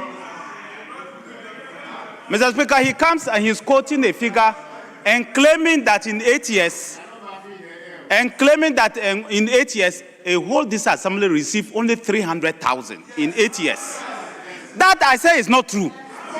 You know, Mr. Speaker,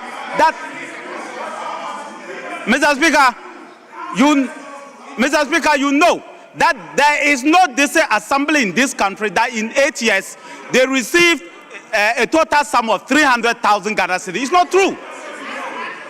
In fact, Mr. Speaker, the list, as a member of parliament, you should know, and I believe you know, that the list a disassembly received per quarter was 300,000 per quarter. So please, if you are quoting, quote well. I don't have a problem if you give this assembly 1 billion in your term. It is for them to use it, and we'll hold them responsible for the amount of money they give. But don't misquote and say that a whole this assembly has received only 300,000 for 8 years. Please, withdraw that. It's a lie. It's not true. Honorable, the issue that he has raised is just source of your data. Source. Speaker, thank you so much. I hold in my hand receipt from the Ministry of Finance to the DACF Secretariat. This is the document I'm using, Speaker. And you say, Speaker, respectfully, I have quoted and mentioned 2 other municipalities ahead of the 3rd one. So which one is in dispute?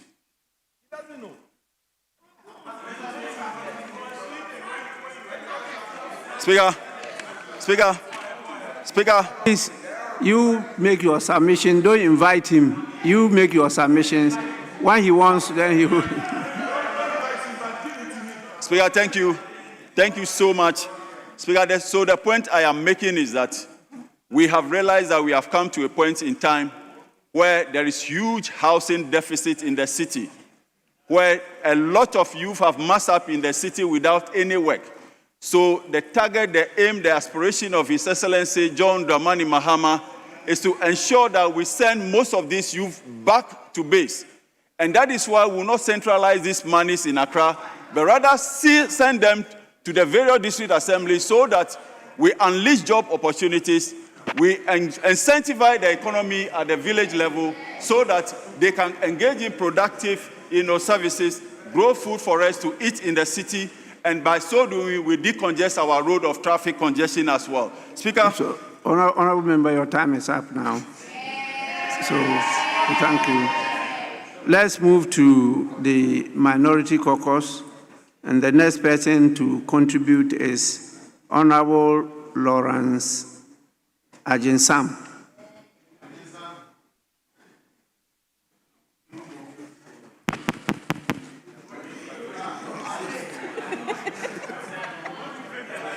Hey, keep quiet and listen. You want to chop the mic? Keep quiet and listen. Mr. Speaker, I rise to debate the 2026 economic policy of the current government. In these few days, I've sat to listen carefully what my colleagues opposite have been touting. They have been mentioning that GDP has grown by 6.3%. Inflation has come down to 8%. Interest rate has come down. Depreciation of the currency has come down. On the face of the paper, I do commend the Minister of Finance for thus far managing the economy of this country. But however, this is the thing. If you look into the budget document of 2026, on page 10, the state of the Ghana economy... You are speaking for 15 minutes. Thank you, Honorable Speaker. The state of the economy in 2025. On paragraph 4, it reads, recent macroeconomic data on the performance of the economy confirms that our recovery is gaining solid traction as the economy expanded by 6.3% in the first half of 2025.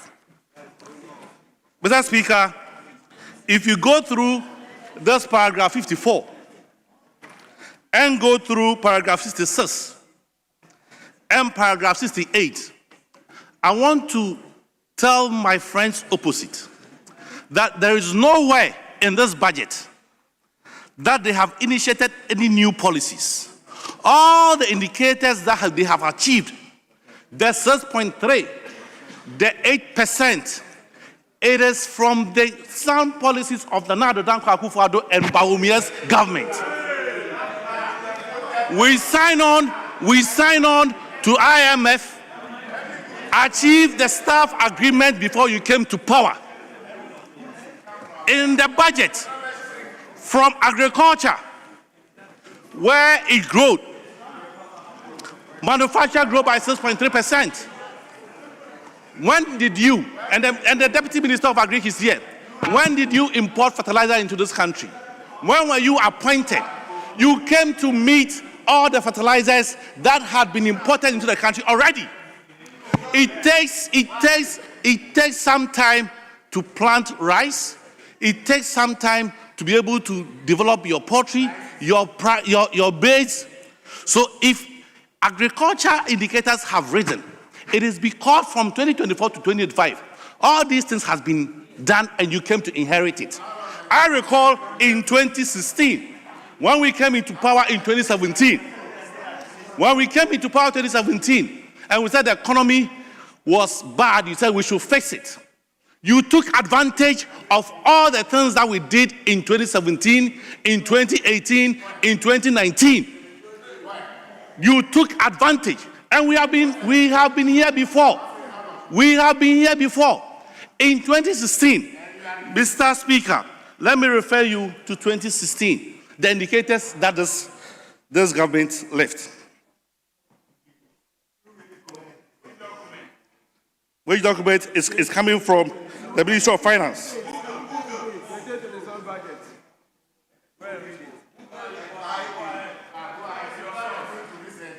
Mr. Speaker, GDP in 2016 was 3.4. We grew it for 4.1.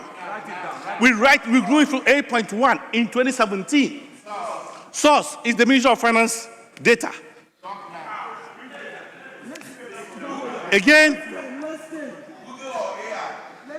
inflation dropped from 15.4 to 11.8. Mr. Speaker, it therefore tells me that everything that they have done in 2025 was the sound policies of the government of Nana Addo Dankwa Akufo-Addo and Bawumia. They came to be 369 million from IMF, and they have benefited from it. Agriculture has benefited from it. Again, Mr. Speaker, if we go to this year's budget, and I refer you, Mr. Speaker, to the Ministry of Trade on paragraphs 478 to 452. Mr. Speaker, there is a deep concern about the Ministry of Trade and the Ministry of Tourism. Mr. Speaker, numbers don't lie. Exactly.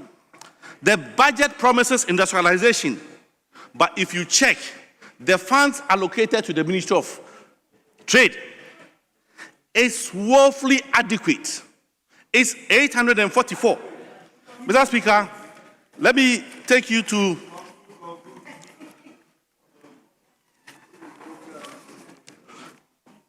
Let me take you to 4A, Appendix 4A. On Appendix 4A, Mr. Speaker, compensation that was given to Ministry of Trade was 148. Goods and services in 2025 was 25,173,606. However, in terms of releases, only 1,642,800 was given to the Ministry of Trade. How can you deprive the Ministry of Trade with goods and services? You pay compensation. What are they supposed to use it to run the organization? You want to develop this country. You want to transform this country without resourcing the ministries that are the economic anchors of this country. And that is shameful. That is not correct. Yes. In consolidating your figures, does not depend that you should reduce the goods and services. Mr. Speaker, again, in that particular year, CAPEX was only a whooping 8 million and nothing was given. Again, in 2026, the compensation was 148. Goods and services 25 repeated. How are we going to assess if you gave 25, allocated 25, and then disbursed or released 1 million, and you repeat the same 25? That is budget credibility. How can we? It's rhetoric. It means we cannot trust the budget that has been given to us, Mr. Speaker. They went ahead to give 200 million for garments. And here's the thing. In the era where AGWA has been cancelled, has been suspended, AGWA has been in operation for 25 years. And you say you are going to situate garments Where are you going to export it from? And again, when you go to some of the policy initiatives that they want to do, Mr. Speaker, and here I refer you to paragraph 4A2. Mr. Speaker, on paragraph 4A2, under the Ministry of Trade and Agribusiness, this budget is telling us that the ministry is also working with the private sector and key institutions such as the Ministry of Health, Defense, Interior, Education, Lands and Natural Resources to source uniforms and apparel locally, strengthening Ghana's textile and garment. This decision, in our time, the Honorable Minister of Trade, Alan Shamati, ordered through cabinet, it has to be determined by the President that all state institutions must buy their goods locally. Again, you are proposing that this garment is going to produce jobs. And it's laughable.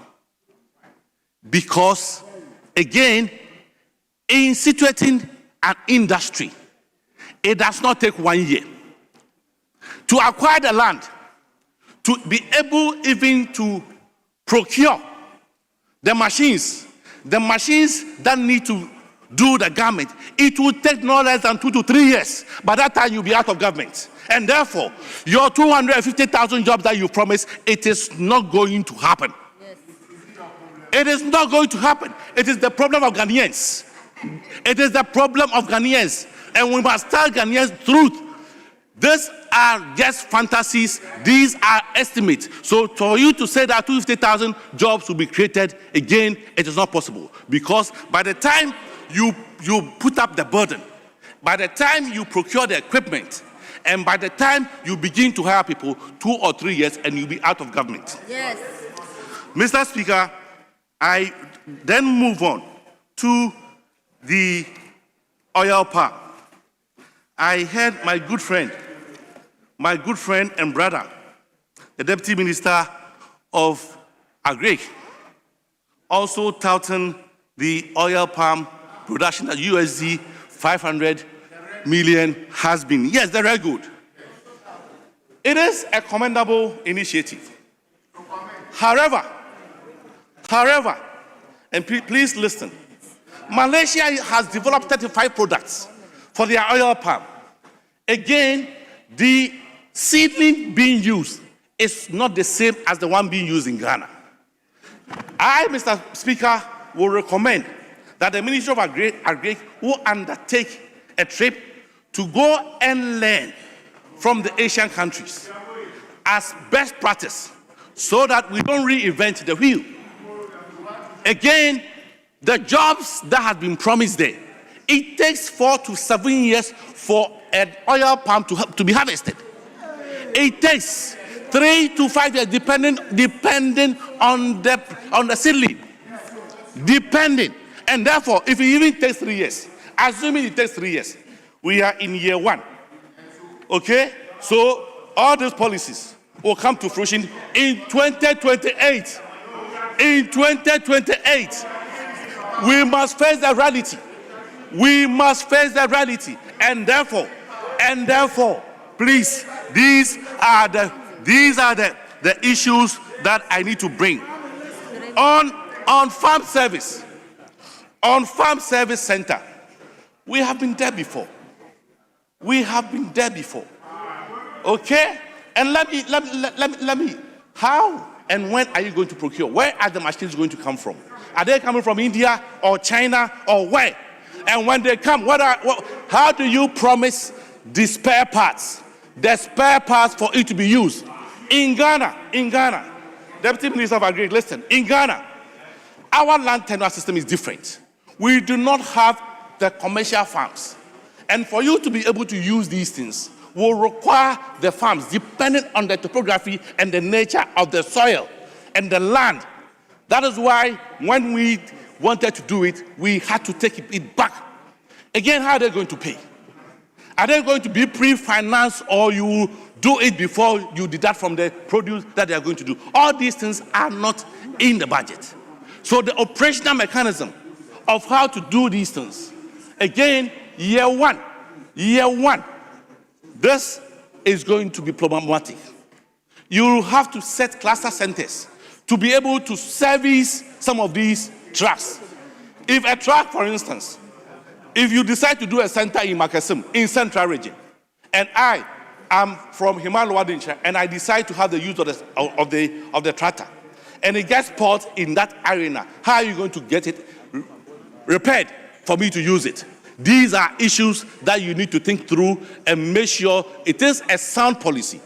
But again, as has been stated, the implementation of some of these things is where the problem is.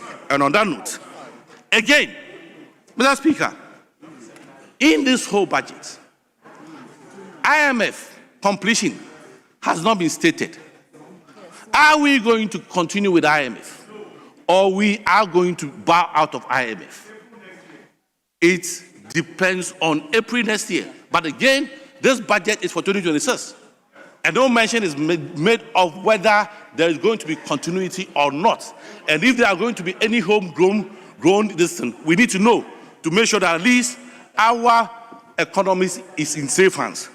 Mr. Speaker, with these few words, I will conclude by saying that the office that the minister wants to set up as a value for money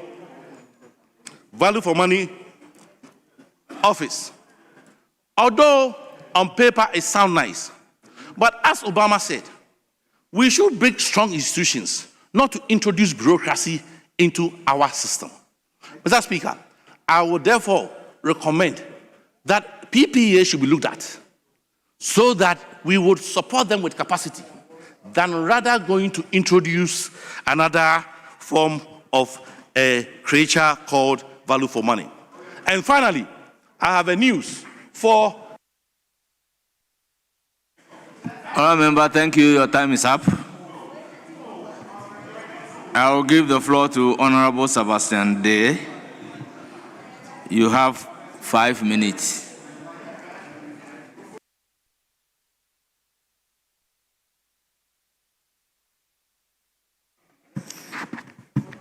Thank you, Mr. Speaker.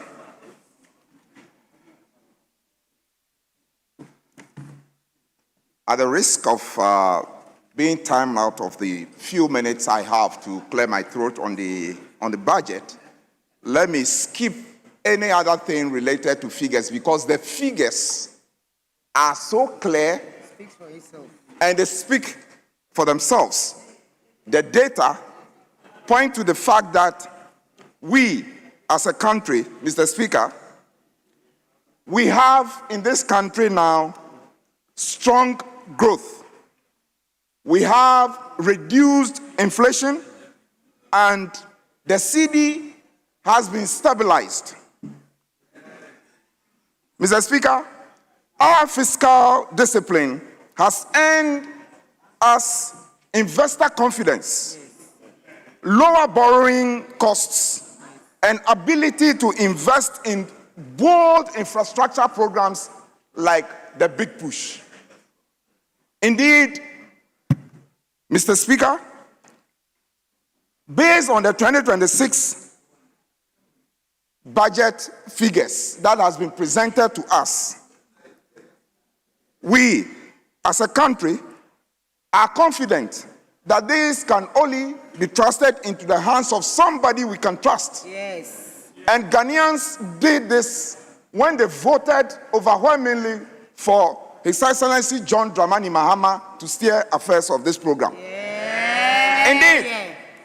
I do not want to lose the very few minutes I have, but let me use this opportunity to correct an impression that has been created on the floor, on this floor, that we as a government or the NDC government promises to create 800,000 jobs.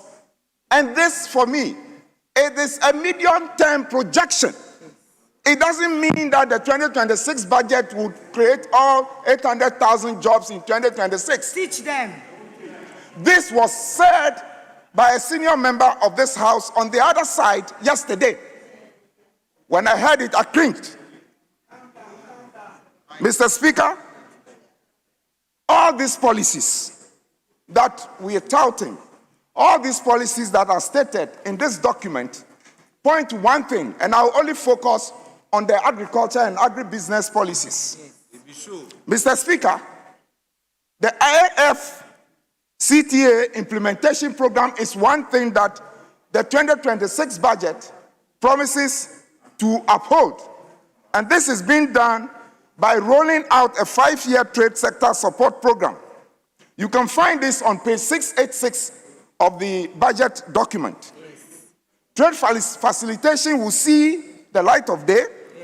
Mr. Speaker, we would do export promotion and supporting export-oriented industries. And you have heard His Excellency John Dramani Mahama himself at the launch of the program indicated that he is going to chair the Accelerated Export Development Program.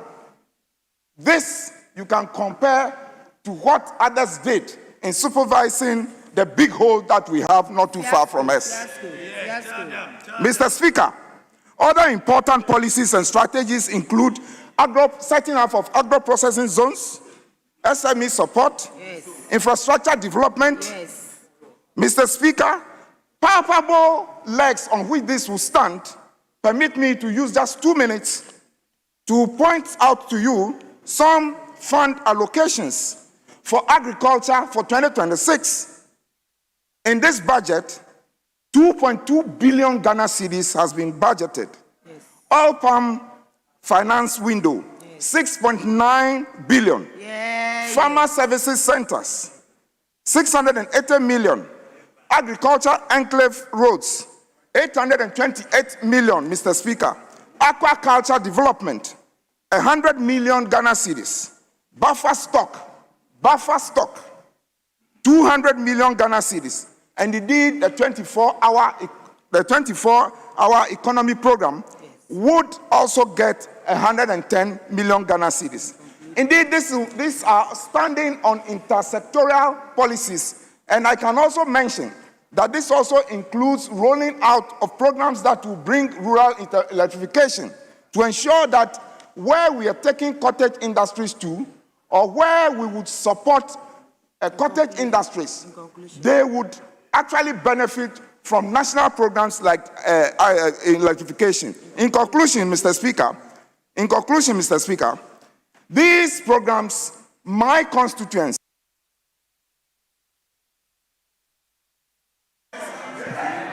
Honourable Member, your time is up.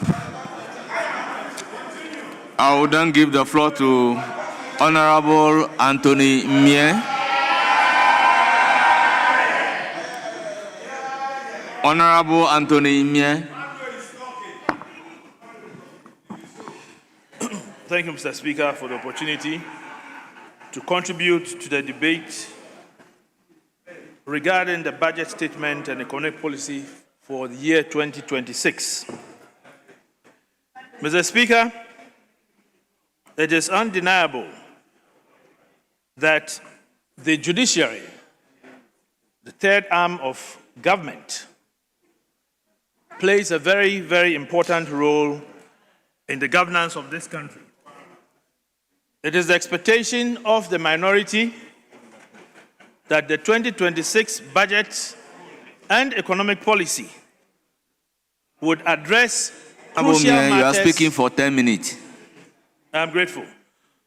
Would address crucial issues affecting the judiciary in this country. But a good look at the entire budget for 2026 only indicates that the judiciary has been neglected in the entire budget. Let us look at compensation. Compensation has gone up by 15%.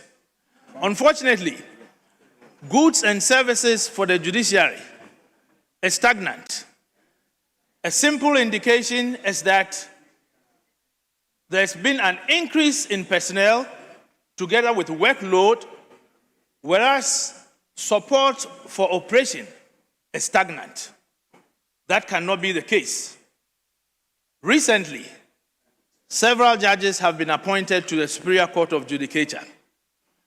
During the Akufo-Addo government regime, several courts buildings were put up, and all these courts are operational. It then means that the support needed to push the judiciary is missing. No wonder when you visit our courts, some courts do not have computers, some do not have printers. Even in some courts, furniture is an issue. And that is as a result of the fact that goods and services are stagnant, which means that for the year 2026, it is going to worsen. Mr. Speaker, the total allocation to the judiciary for 2026 is 1.098 billion cedis, an improvement upon 2025. But nobody should get carried away because, again, as I said, if you look at the problems facing the judiciary or the problems that the judiciary has to deal with, this amount is very, very little, very paltry sum. Now, let us look at CAPEX. If you look at CAPEX, capital expenditure, it is 120 million, which is woefully inadequate to resolve the problems of the judiciary. As we speak now, here in Accra, there are justices of the Supreme Court, justices of the Court of Appeal, justices of the High Court, who have been appointed, confirmed, who are at post working without offices. This is the first time that I have heard this. There are over 50 justices in this country who are working without offices.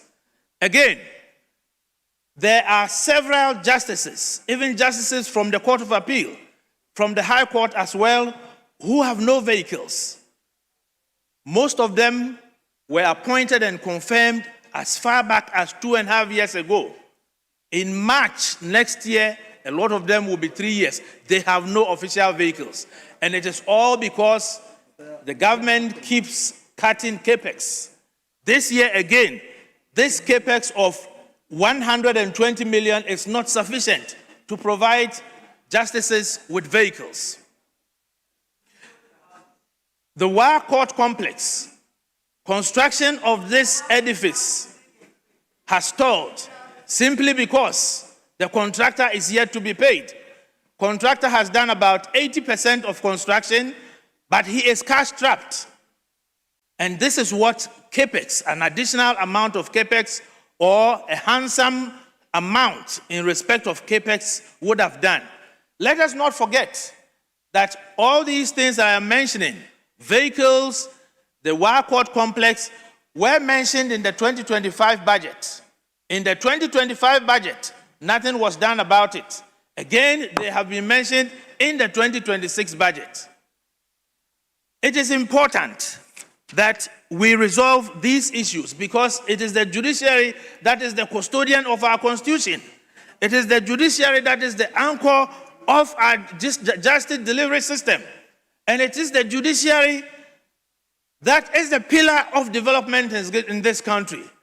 If other branches of government or arms of government, which is parliament, which is the executive, have what they need, why is it that on a constant basis the judiciary continues to suffer? This is an issue that we need to look at. In 2025, the budget of the judiciary was reviewed. I have a copy of the letter signed by the finance minister titled 2025 Revised Ceilings for the Judiciary here in my hand, dated 24th March 2025, which is unconstitutional. It's an illegality. This document revised the budget of the judiciary. It is against the Constitution. If you look at Article 127.4, Article 127.5, and Article, one moment, it's always good to refer to, and Article 179.5. It is stated, Binduri is a senior lawyer. It is very clear that the executive arm of government can only comment on the budget of the judiciary, but not to revise it. Over here, in 2025, CAPEX was cut from 129 million Ghana cedis to 89 million Ghana cedis. And that is why justices have no vehicles. And that is why justices have no offices to operate from. This is a very, very crucial matter that we need to look at. If you look at infrastructure, in 2025, the budget says that 3 courts were commissioned. Just 3 courts. One at AMA District, the other one at Pond District, and the last one, the Winneba High Court. This is woefully inadequate. Whereas during the administration of the Akufo-Addo government, in the first term, during the administration of the Akufo-Addo government, during the first term, 98 courts and bungalows were built. During the second term, 120 courts, together with 150 houses, were built for the judiciary, which shows that clearly this budget is not a budget that is favoring the judiciary. Something has to be done about it. And in that respect, the minority wish to make certain recommendations that the goods and services allocation be reviewed, 1. 2, CAPEX be enhanced to ensure infrastructure and digitization process are not stalled. 3, that the government should desist from reviewing the budget of the judiciary. 4, to introduce a transparent monitoring and evaluation framework enabling Parliament to track value for money and real outcomes.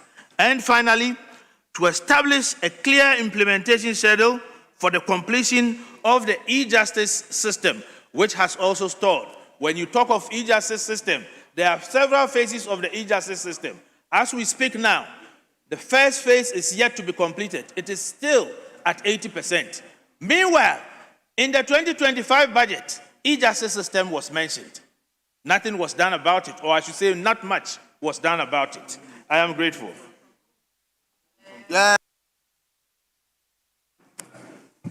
Honorable members, ordinarily I should not be doing this, but I think I have to bring it to the fore for the benefit of both sides. You make reference to Article 179(5) of the Constitution, stating correctly that the estimate shall be laid before Parliament under Clause 4 by the President without revision, but with recommendation that the government may have on them. I have been a proponent of this idea. The problem is that they normally fuse the budget of the judiciary and the judicial service. It is the budget of the judiciary per Article 179 that must be laid by the President without a right to revise, but with comments. Now, judicial service is under Article 190. So the budget of the judiciary can be cut like any other agency. Therefore, when you put the budget of the judiciary and that of the judicial service together, it becomes very difficult for this constitutional imperative in Article 1795 to apply. That is where the problem is coming from. So I advocated on the floor, and there was a ruling by the Speaker to the effect that they should decouple the budget of the judiciary from that of the judicial service, so that once it is done, the responsibility rests on the President to obey Article 1795 and bring the budget of the judiciary without revision. So the problem is the fusion of the budget. On this note, I'll give the floor to Honorable Philip Fifi Bachman.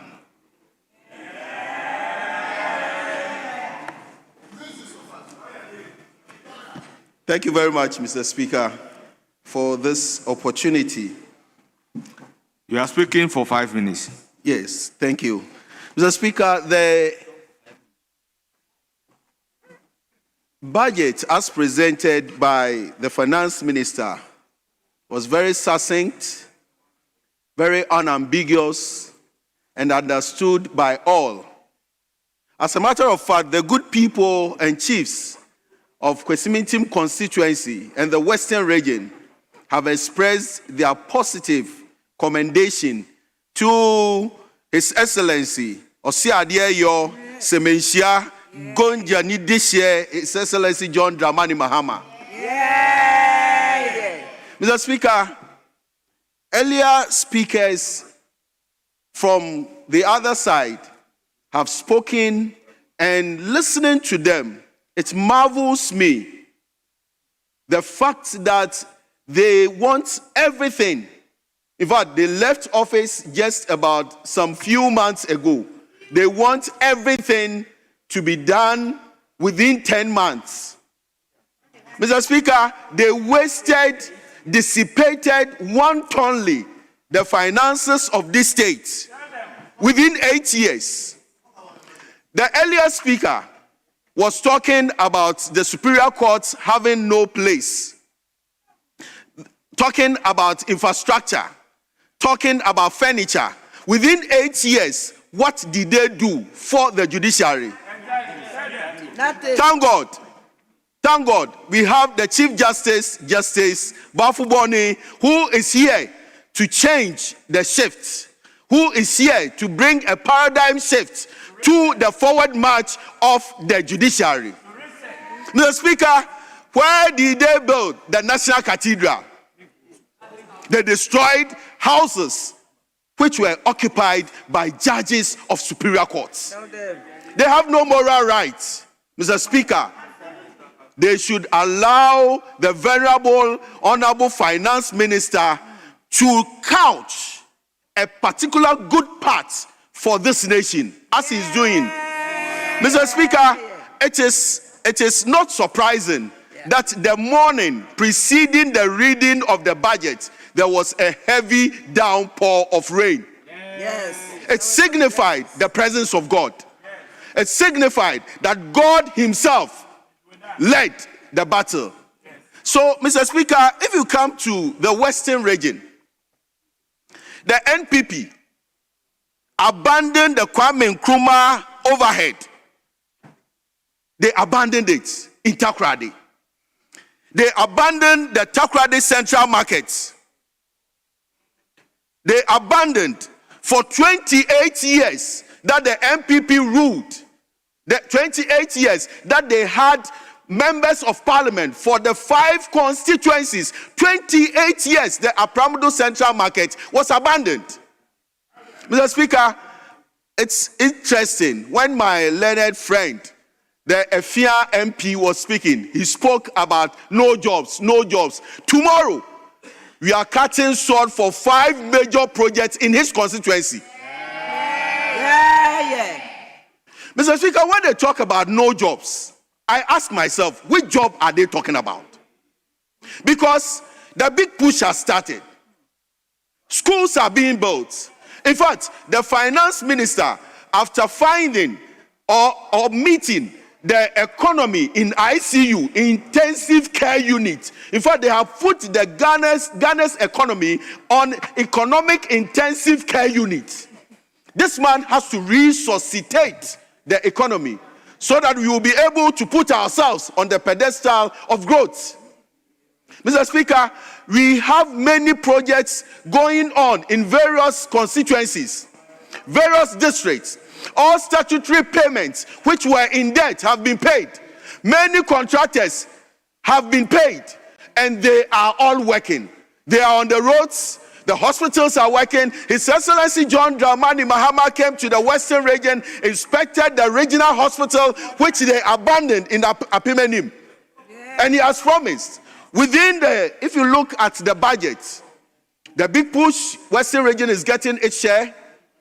The abandoned projects, Western region is getting its share of its revival and completion. The Effiam Kwanta Teaching Hospital, the infrastructure, respectfully, it was also captured. Yes. Mr. Speaker, what I want to say, to carry out just 50% of this budget. By the time we are done, to sing Kofi Kinatia's song, he says, It is finished.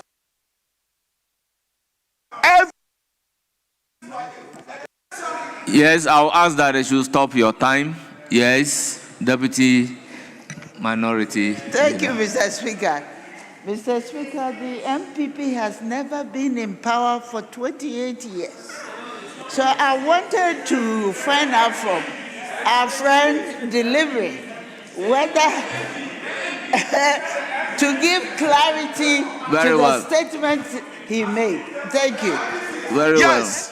In fact, the MPP MPs, I'm talking about the MPP MPs, have ruled. In fact, they occupied the 5 constituencies for 28 good years. 28 bad years. And nothing.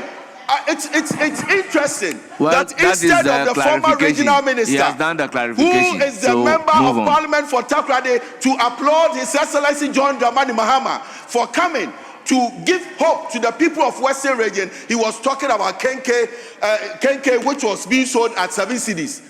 In fact, that Kenke is a boutique, Kenke boutique. That is where he buys his Kenke.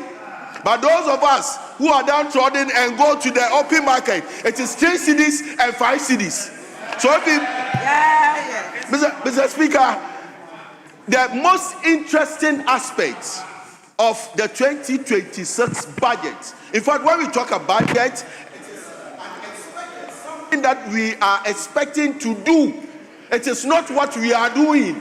It is something we expect to do. So it was a misconception, legal misconception, when one of the members from the other side rose and said that we were swimming in constitutional impropriety.